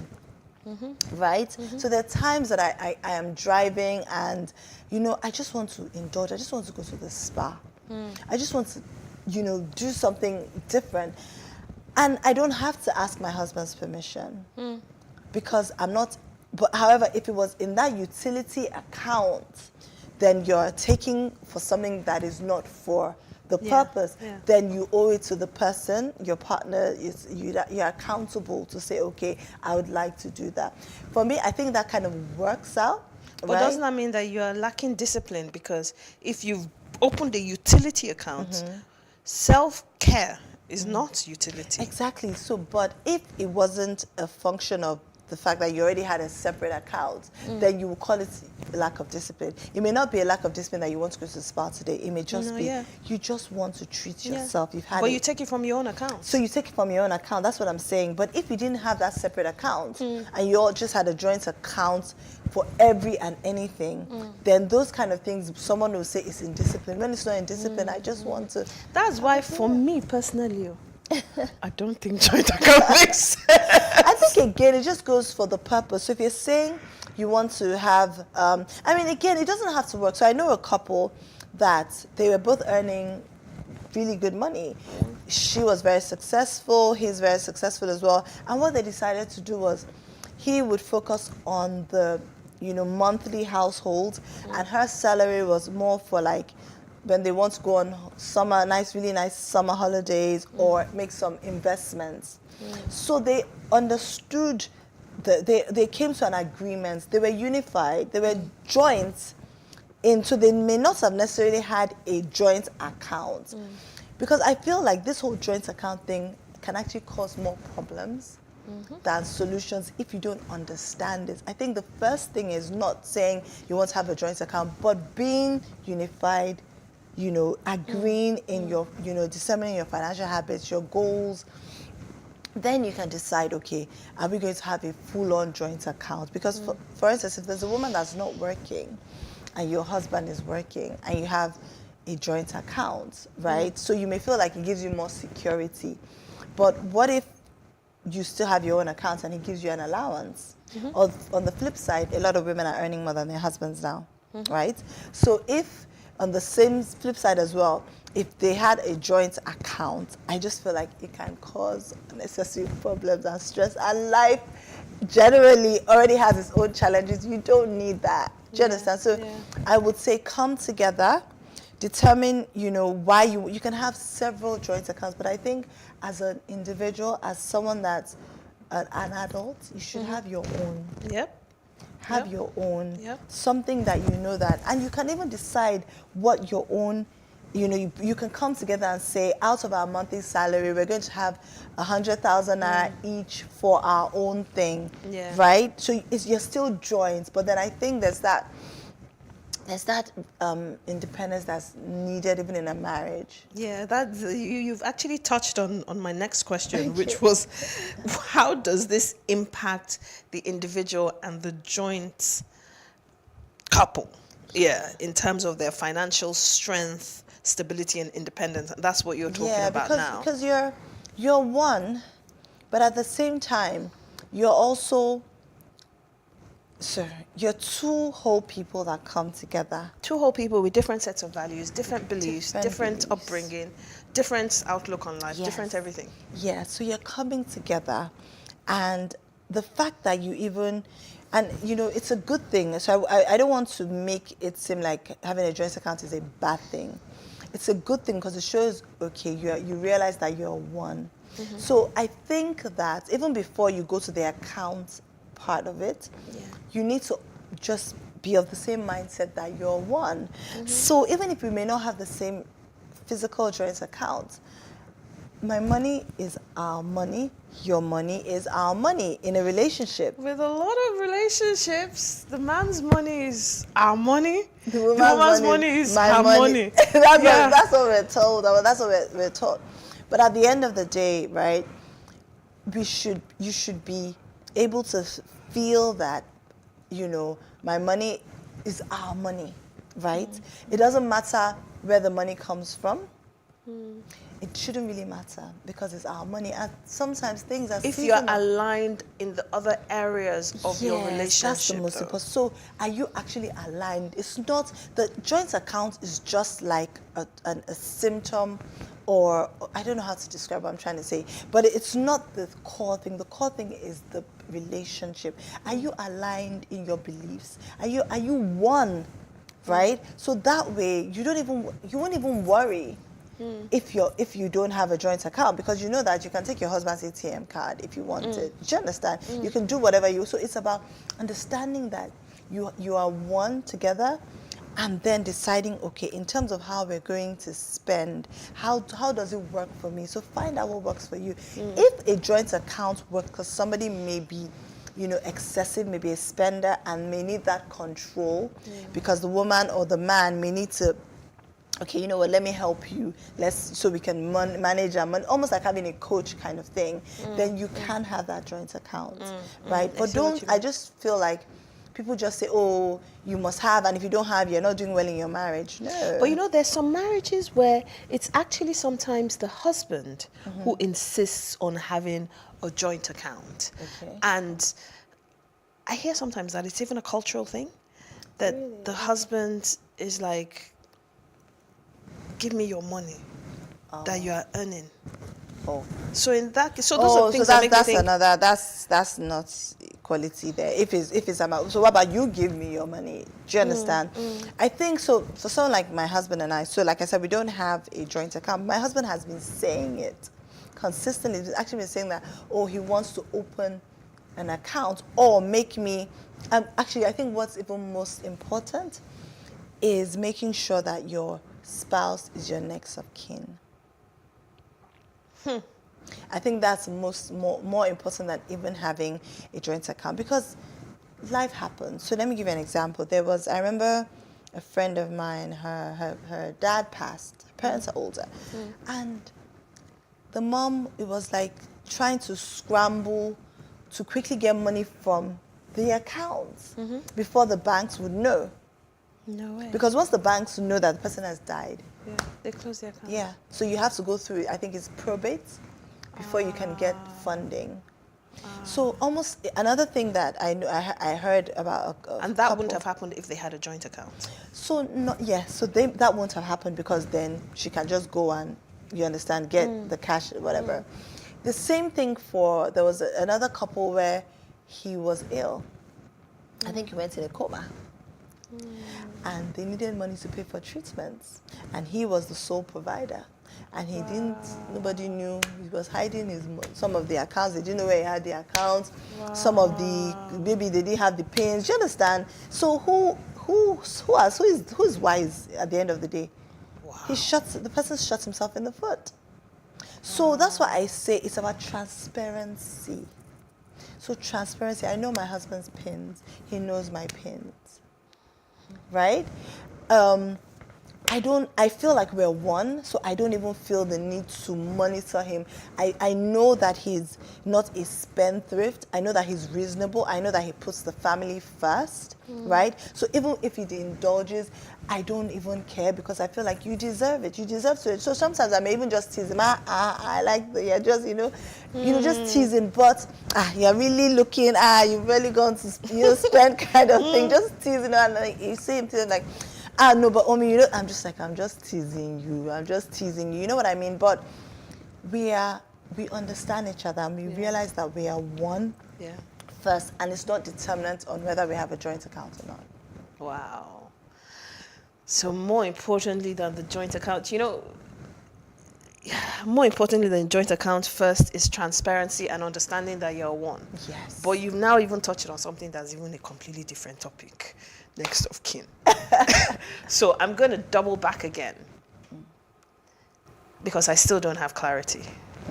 Does it make sense or does it not make sense to have a joint account? In 3 simple.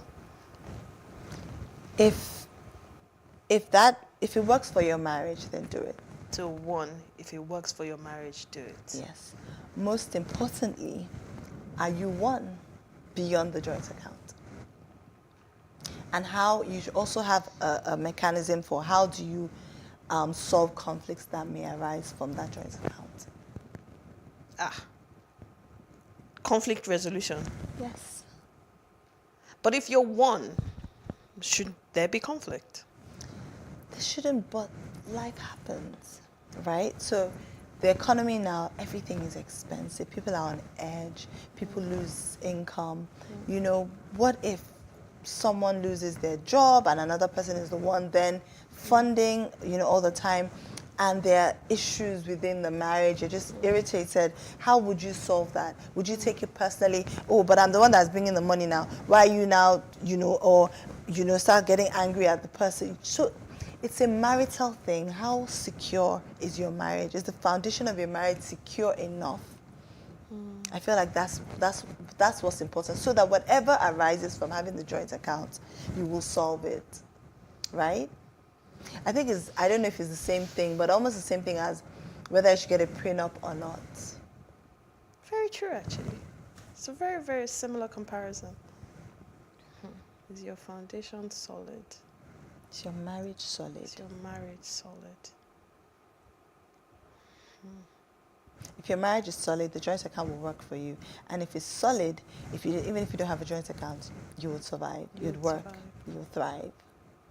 So it depends on the solidity. It depends on the solidity of your marriage to even determine whether it makes sense or it doesn't make sense.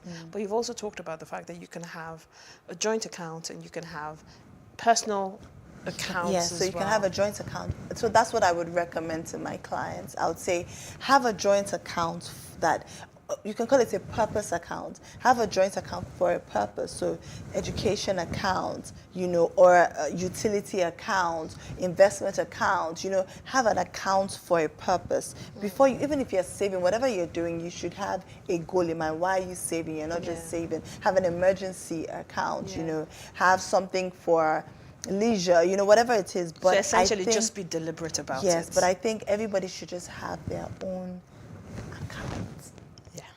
You can have your joint account, but you should also have your own accounts. Yes. And but if you don't have a joint account, that's an account that you're hiding. Not that you're hiding.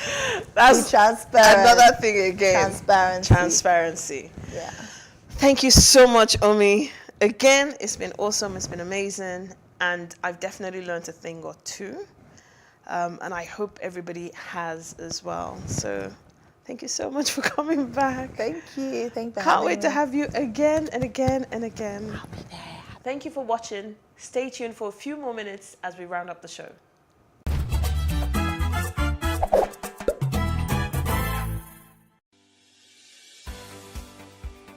Businesses in Africa can be very challenging.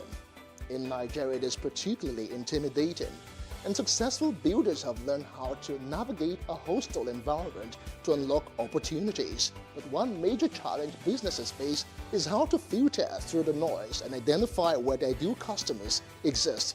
Get insight and practical steps from industry players and captains of industries. Hear success stories to help you make informed decisions as you scale your business in Nigeria. Watch Business Insights at this time on PlusTvAfrica.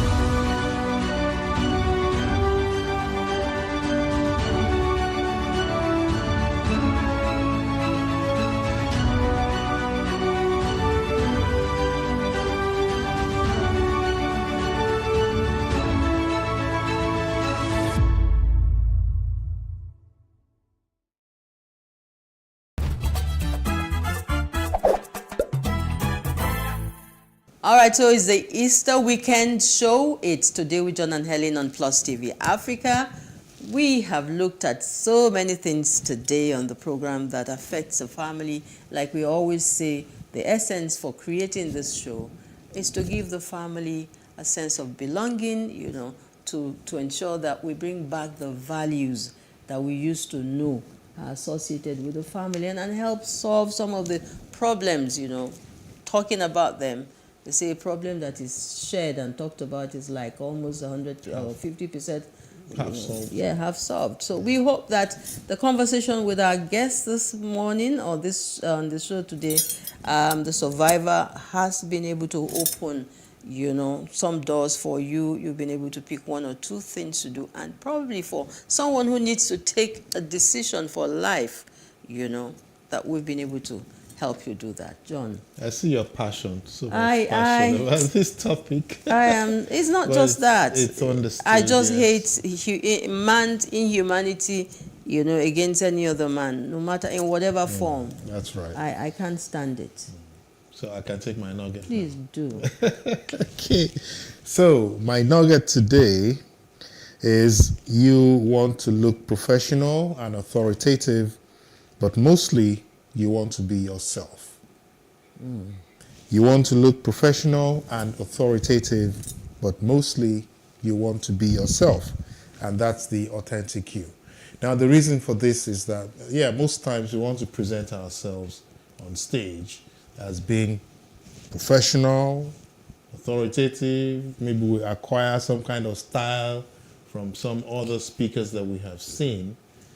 But mostly, I think the most important thing, rather, is that you should be yourself, okay? Because any attempt to mimic someone else, I mean, most times will make a mess of, you know, the authentic you. So look for the authentic you, your style, your poise, your flavor, right? And you can still be professional and authoritative. So that's the nugget for today. Okay. Find the authentic you. Be real. Find you. Be you. Be real. Be you. Yes. Because if you're trying to be anybody else, you're only a copy. You're only a copy. You're only a copy, and nobody wants to be a copy. Yeah. Great. Okay, so we're winding down the show for today. Like I said, today has been it for me. I looked forward to this show, and I really have gained a lot from it. The red flags, John asked her, please, when you begin to see those red flags. And a lot of people now are creating their awareness on how to break the circle. And the circle starts with an intention. Your abuser threatens violence. Then your abuser strikes, gets into the action. And then your abuser apologizes, you know, and says he or she will never do it again, and comes with gifts and all of that. And then the circle continues. We must find a way to break it. On that note, I'm yours truly, Helen Ongma Odeleye, and I hope that today's program has had an impact on you. That's the essence. That's why we're here. See you again, same time next week. Meanwhile, enjoy your weekend. And happy Easter once again to all our Christian faithfuls out there. Thank you for watching. John. See you again next week. Bye.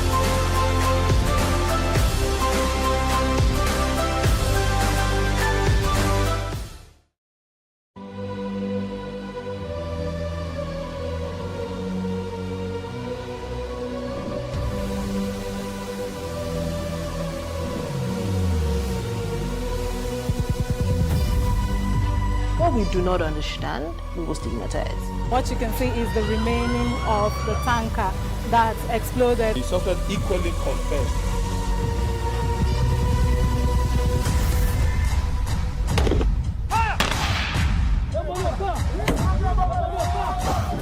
A 500 naira they collect them.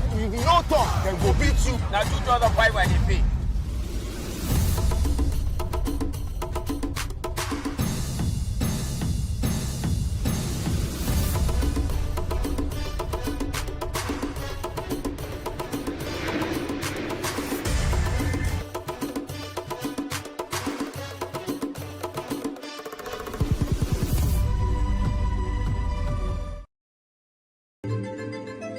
Nigeria, by extension, Africa, is faced with a lot of challenges. The growing youth population with little engagement, that is a ticking time bomb. We are a blessed people with diverse culture and highly cerebral minds who have a lot to say. And yes, we are talking. It is important we drive the right conversation that informs, inspires, influences thoughts and action. If we say there's beauty in our diversity, then let us embrace our diverse culture. We must continue to courageously be the voice of transformation as we are the hope for the future. Yesterday's conversations shape today. What are you saying to shape your tomorrow? We know you have a lot to say, and we are here to hear you.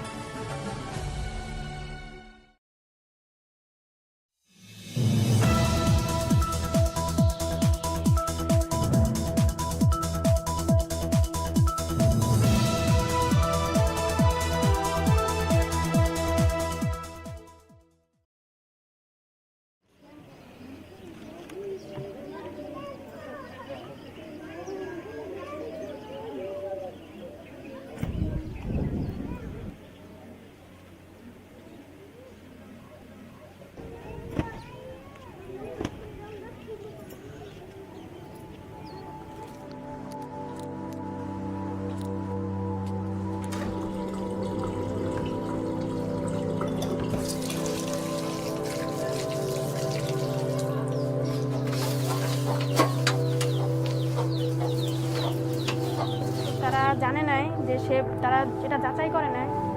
আমার নাম মাহি, আমার যখন 11 বছর বয়স ছিল আমি নিজেও জানি না। তারপরে আমি বলছি যে আমি এখন বিয়ে করবো না, আমি পড়তে চাই। আমার মারে বললো ini basbesha lugambia kuna mtu anakuja ndaombi kwa anataka kuoa huyu baba mzuri tu mdogo mimi nikafanyaje nikamwambia pia alipishmika imeeleza zake دائما باز همه پدر مادر هیچ چی نمیگفتم به هیچ کسی چی نمیگفتم باز هم به رقم تیر میکردم. In 2018, Voice of America posted videos on social media of girls and women describing their experiences as brides and young mothers. The videos sparked a global conversation, receiving tens of thousands of comments and arguments for and against child marriage. Spurred by the overwhelming response, VOA journalists and photographers spent a year chronicling child brides around the world, putting faces and voices to a practice the United Nations is trying to eliminate by 2030. They focused on the worth of a girl and her value to two families, the one she leaves behind and the one she joins. What they found was troubling. In much of the world, child marriage is common and acceptable, and the lives of girls aren't worth very much.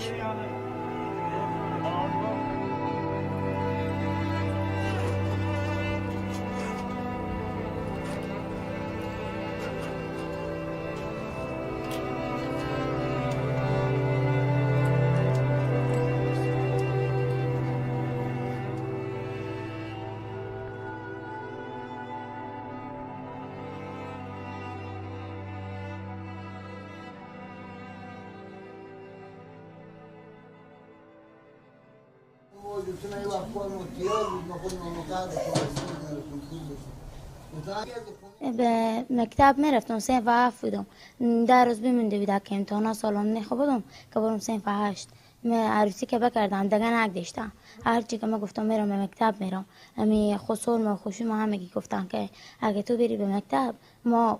At 13, Samaya was a dutiful daughter and sister in Afghanistan, helping her family make ends meet. Her father sold her to an abusive relative for $3,300. این مرمی زدک دو میداد باز همه به پدر مادر خود چی نمیگفتم به هیچ کسی چی نمیگفتم بازم به مو رقم تیر میکردم همین تا با موشت و لغت و هردم مرمی زدم و دو میدادم فاش میگفتم مثلا اثری نمونه به جمله شلاقی چیزا نمیزدن که اثری بمونه.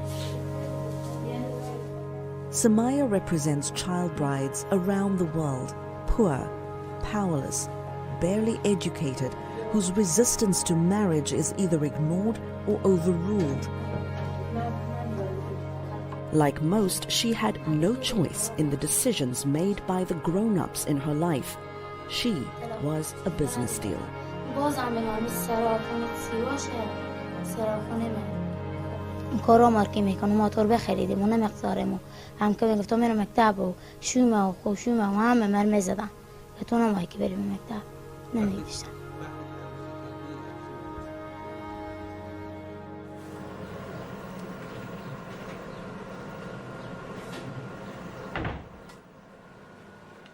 Unë quam Orkita Driza, jam martuar në moshën 13 vjeç e 7 muaj.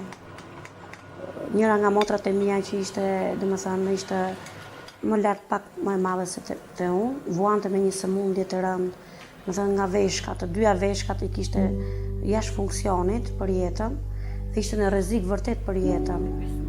Dhe mamaja ime vendosi që të bënte motrën në operacion, që të më martonte mua me dikë tjetër dhe të bënte motrën në operacion, sepse ky njeri që më mori mua për djalin e tij kishte, domethënë, kishte muhabet shumë me doktorët e Durrësit.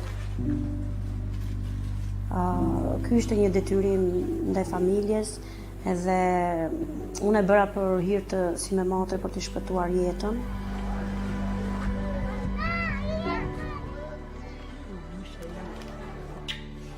Më vajti vajza Bleona 11 vjeçe, edhe merrti dikush ma kërkoi po nga komuniteti, po ishte egjiptian.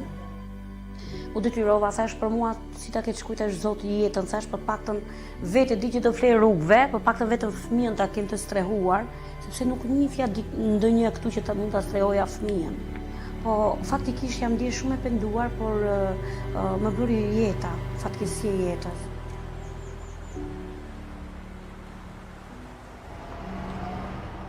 Child marriage is not confined to girls in poor, developing countries or members of a certain religion or tribal custom. Even girls in the wealthiest countries, like the United States, are child brides. I have 4 boys. I have a 7-year-old, an 8-year-old, a 5-year-old, and a 4-year-old. Ashley got married under the mistaken belief that her 18-year-old boyfriend would be jailed for statutory rape of a minor in the state of Missouri. Ashley said 2 of her cousins, one a year younger than her, married soon after she did. Good. I got married when I was 15. I just found out I was pregnant not long before I got married. My aunt got on the bus and she told me to get off the bus, that I was going to go get married that day. All I can remember is hearing all the kids gasp and was like, she's too young. We went to the courthouse and got our marriage license. And then we went to a preacher's house here in Steele, and he married us. I don't think either one of us realized how big of a commitment we were making then. No, that day I think I was happy, but I know there was definitely fear and doubt in my mind. I mean, I was happy that I was about to do what I thought was start a family, and I was excited more for the future than I think I was for the present.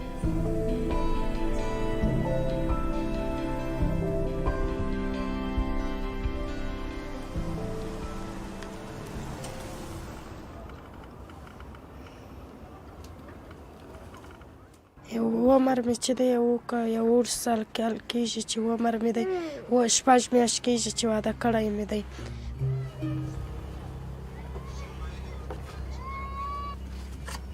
دلته راغلی مور مې ډېرې قرض وکړي په قرض کې خلک باوې وړي. ژړل مې ټول کلک ته مې مجبور ولو نو سمو کال قرضاریان داسې مو ټینګ کړی و بیا مو ټول ول چې قرضاریان دې ټینګ کړی دي پیسې نه لري ورکړه ول پیسې نه لري ورکړه خپل لور ورکړه. In much of the world where marriage is a transaction marked by cultural expectations and traditions, young brides like Samaya and Bobogai pay the biggest price with their innocence, independence and freedom. واده مې چې وکړ ژړل مې اوس 2 میاشتې کېږي خپل د خپل د مېړه کور دلته راغلی یم داسې راباندې کار ډېر کوي کار مې هم نه دی لږ زده نه دی دغه دپاره اوس دلته خپل مور سره راغلی مور مې لږ کار راته ښیي. ژوند مې مخ ته هم دغسې و تماس سبا ووتم اپشین د عینونه 500 روپۍ 100 روپۍ 10 روپۍ کبان مې ټولول دا چې واده مې وکړ په دغه ورځ مې واده ولا زه ولاړم کباړ ته ولاړم کباړ مې ټولول کاغذان مې ټولول عینان مې ټولول خرڅ مې کړي نو ډوډۍ موټۍ راوړم دا کوچنیان خوري چې خرڅ مې نه کړي دغسې وژنه تجه ناسته دی. تو سالنډي مرض لا لرم ساه مې چې ډېرې بندېږي دغه یخ چې کېږي داسې ساه مې بندېږي تمام ورځ په بستر یم تمام ورځ جګرخونې کوم او تمام ورځ داسې ورته زړه مې دغسې اور وایم واخیستی.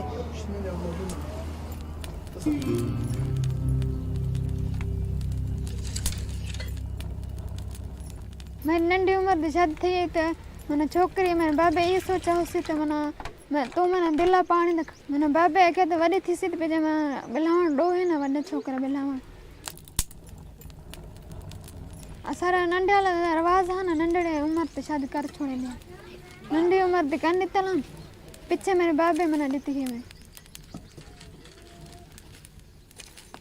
और मैं जैसी तो पीछे माँ शादी कर छोड़े सा. Over and over, girls are forced to leave classrooms where they thrived and into marriages where most of them never wanted to be. शादी का पहिरीं माना मां स्कूल वेंदी हुअमि त सुठो लॻंदो हो मां जब मां पढ़ां पोइ शादी खां पोइ मुंहिंजी शादी थी वई त पोइ मां चवंदमि पोइ बि मुंहिंजो शौक़ु आहे हो पर मां शादी के पीछे बि मां माना स्कूल माना शौक़ु आहे मेरा पढ़ण दा मां जब मां पढ़ां सारे छोकिरा इवें करनि न दिला पाणी ते चवंदा आहिनि त शादी कर छोड़ींदा शादी खां पहिरियों माण्हू आज़ादु हो माना घर जो कमकार अपनी मर्ज़ी ते करंदी हुअमि पीछे वाला माउ पीउ वादे करंदी हुअमि न त ठहे बैठी हूंदी हुअमि वांदी बैठी हूंदी हुअमि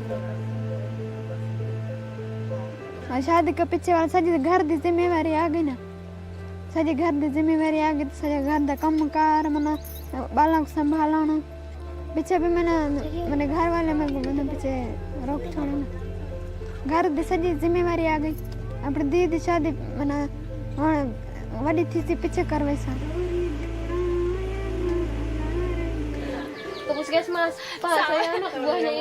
Growing up in poverty, the girls value an education. Iya sih, takutnya gitu yang ditakutkan. Dulunya sih sempat nangis gitu, mau udah saya tuh pengen sekolah aja dulu. Tapi kata maknya udah nggak ada biaya, jadi nggak bisa lanjut itu. Kata orang tua udah gini aja, udah nikah aja. Baru umur anak dibikin cepet aja, anak umur 2 tahun saya udah ditinggal. Ya mungkin karena enggak terurus mungkin ya kayak sayanya kan belum bisa ngurus suami sama anak mungkin kurang diurus gitu makannya tidurnya gitu. Kalau saya kan pengennya bermain terus sama teman-teman. To kamar yadda kika sani dai ban fara al'ada a lokacin ba amma kuma sai ina gidan mijin na fara. To kuma dai da na zo haihuwa dai kin san yanayin da yara karancin shekaru baka yi girman ma da zaka san menene matsalolin ciki ba amma wurin haihuwa dai an sha wahala. Khadija, a member of the Fulani tribe, comes from a family of clerics. At 13, she was 2 years younger than the age limit that girls in her family are married off. Amma ba a yin sama da haka. To maganar kuma da kika yi min na cewa akai haɗi ne, to zan iya cewa haɗi ne tunda a lokacin ba zan iya tantancewa me ya so me ya kiyayya ba kuma ban san ma ya so yake ba. Throughout the world, young girls realize almost immediately the harsh realities of an early marriage. Ai vërtet ishte I verbër, po ishte alkoolist, nuk rinte në shtëpi. Isha 13 vjeç, 7 muaj, ishte 24 vjeç në atë kohë. Martesa zgjati 15 vite, mbasi unë bëra 4 fëmijë me këtë që kisha. Dhe pastaj durova I thash, u detyrova që ike sepse nuk mund të rinja dot më. আরে যখন স্কুলে যখন পড়তেছিলাম আজকে আমি প্রতিদিন পড়তে থাকতাম আজকে মানুষ এত লাঞ্ছনা এত কথা এত কিছু শোনা লাগতো না ভালোটা চাকরি বাকরি করতে পারতাম ভালোটা কাজ কাম করতে পারতাম কিন্তু অথচ এখন মূর্খ দেখা এখন পড়াতে দূরের কথা এখন আজ পর্যন্ত আমার স্বামী আমার লাথি মেরে ফেলাইতে হয়ে গেল আর যেটি পড়ালেখা থাকতো তো স্বামী যেতে পারতো না এরকম আমাকে ফেলাইতে আজকে যদি লেখাপড়া করতাম পাঁচটা জানতাম বুঝতাম শুনতাম তাহলে আজকে আমার এই দিনটা দেখা হইতো না একমাত্র বাবা আমার ভুলের কারণে আর বিয়েটা হয়ে যাওয়ার কারণে আজকে আমি এই রাস্তায় আজকে আমি এই পথে خودنا کامه بی سواتا ایرام گفتم تو نمیگذاره به مکتب اگه تو بری کارام که میکنه بعد از عروسی هم می شوهر مخول بدور مادر پیش میکرد پیار پیش میکرد مکتب خو همه می دوران طفولیت خورد از من مکتب خوش دیدم که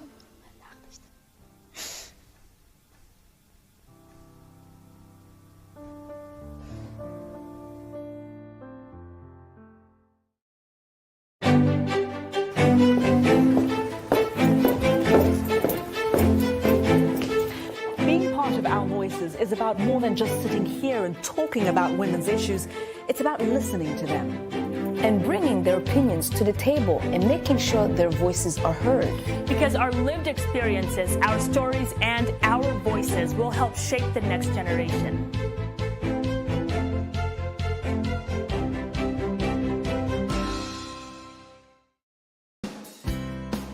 Health, wellness, sport, beauty, medical breakthroughs. Healthy Living cares about your well-being. Every week, connect with our experts. You can ask them your questions and get their advice. Join me, Lina Hmudu, in Washington on Healthy Living, your new health program, right here on Voice of America.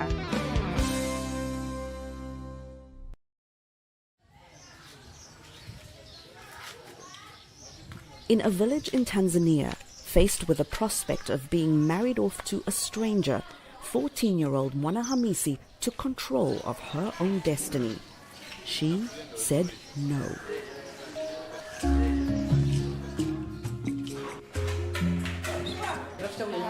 Siku hiyo ikatokea shughuli. Nikaenda pale katika shughuli za tuseme za shule za graduation nikaenda. Tukafanya sherehe nikasikia kama mtu na umri mdogo anataka kuolewa.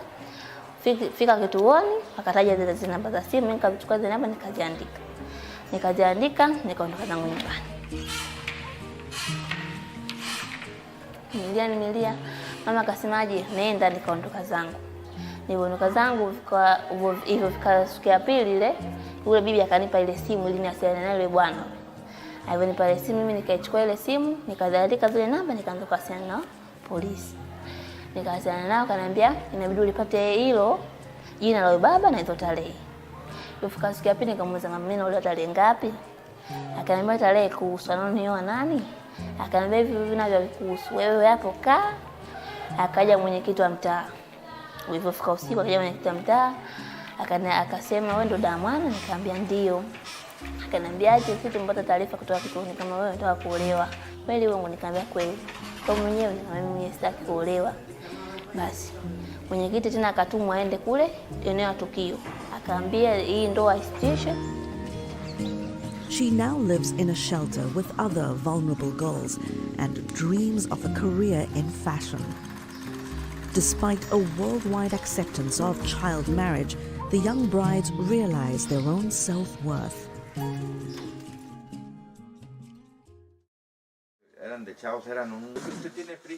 Girls marry for a number of reasons. But what about old-fashioned love? As the saying goes, it's complicated.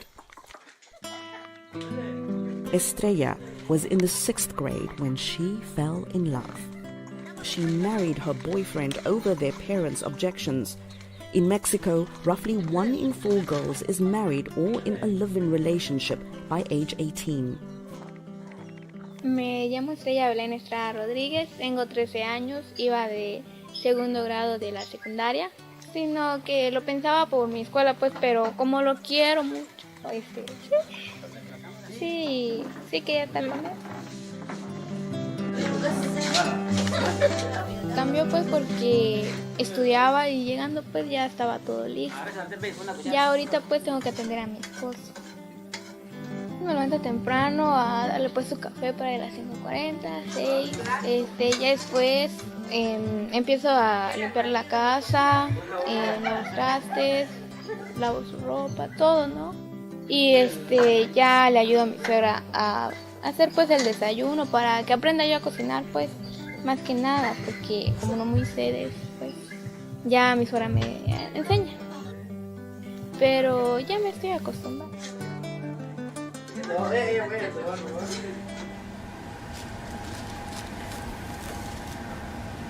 Okay, I live in Dyersburg, Tennessee. I work all the time, take care of my baby and the husband. That's about it.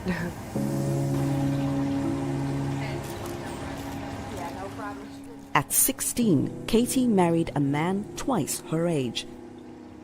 Her mother signed the marriage license. I got pregnant underage, and that was kind of what had us go ahead and get married so I wouldn't send him to jail. A lot of people look down on him for it and stuff, you know, but like I told him, I don't care what anybody thinks. I love him, you know, it is what it is.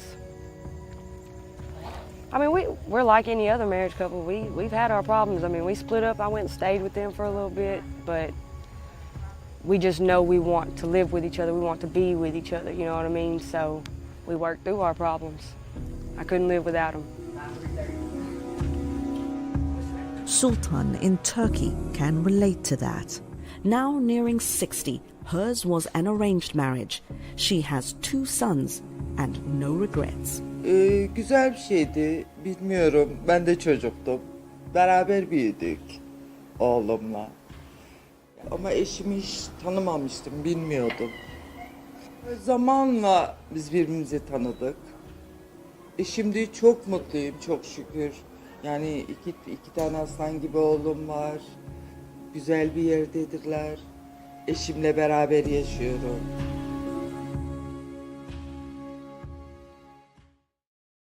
مدتی که اونجا در خانه بودی 1 سال ادعا می‌کنی و در خانه بودم برخورد اینا با تو چطور؟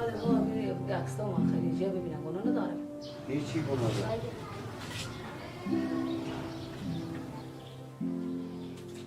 8 months after her first interview, Samaya is transformed. She is divorced and living at home, away from the beatings and violence of her in-laws. Her father was sentenced to 2 years in jail for forcing her into marriage. She's happy and healing and wants to learn to read the Quran. اونا دارن زندگی خور میکنم، من زندگی عادی خور شروع کردم، خیاطی میکنم، من مادر یک براری دارم، برار من فعلا به شرکت مایه بره کار میکنه، دیگه کسی نیاز ما که مثلا نوار خونه ما فقط مانه، اول خدا بعد از ما برار مینه کلا نمینه، پدر ما کارم نمیکرد. بله فعلا بیتر شده، حالا که پیام نیم خب کل بیتر شده، به خاطر از اینکه پیام که به جنگ دعوا میکرد و چه میکرد، اون پولی که ما خیاطی کردی از ما میسون، به این واسطه از اون لحاظ خیلی خوب خونه دیگه ما خیاطی مانه که مثلا اپرانه که بیارم برای ما خیلی میارم، بیشتر خیاطی و پیش مانه.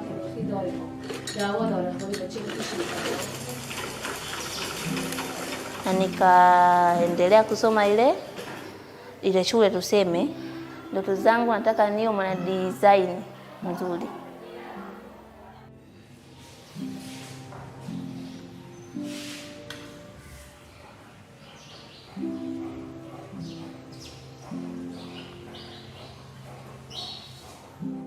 Ya alasan saya mengajukan ke MK, jangan sampai adanya pernikahan anak lagi. Udah cukup saya aja yang jadi korban, kalau dinikahin masih anak, masih kecil tuh. Aduh nggak enak rasanya. Iya, memperjuangkan anak gitu. Udah jangan sampai kayak saya gitu. Harus diperjuangkan anak.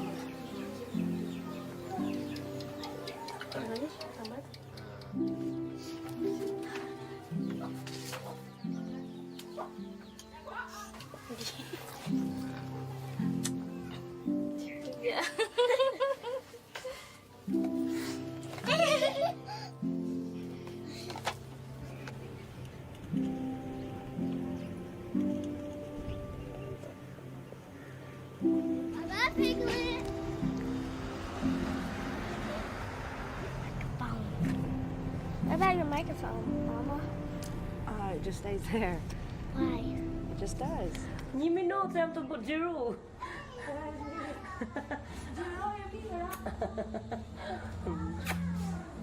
Unë e martova se mbeta në rrugë, ku mund ta çoja unë vajzën time.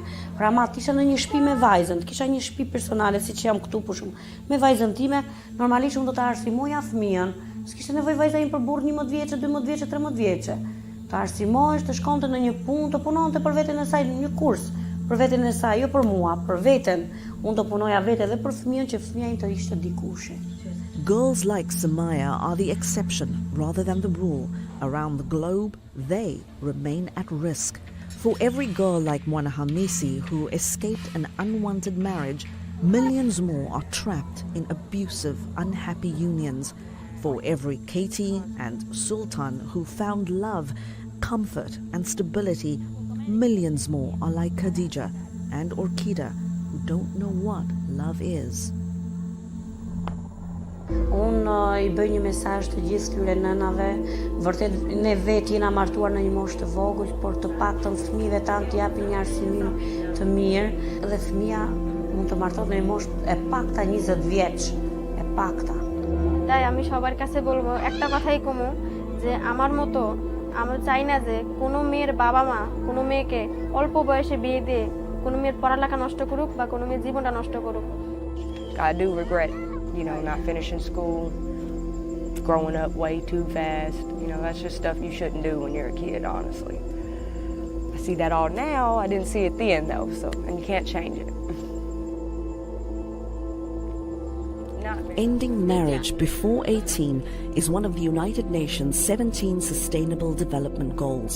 It asks that governments, civil society organizations, religious and community leaders and families work together to re-evaluate the worth of their goals. It's a community effort, it's a country effort, it's a global effort. So if somebody would have had a similar story to mine and would have told me, I wish that would have happened for me. I wish I had somebody to tell me that I was making the wrong choice.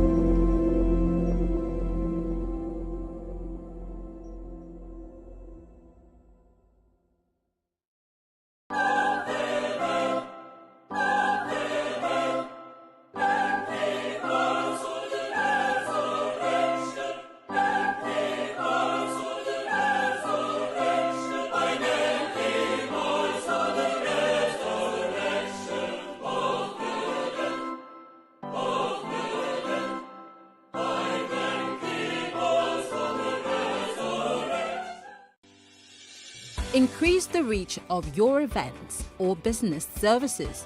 To advertise on Plus TV Africa, please call 0906 000 5719 or 0909 040 8408, or send an email to marketing@PlusTvAfrica.com. Plus TV Africa. Big stories live here.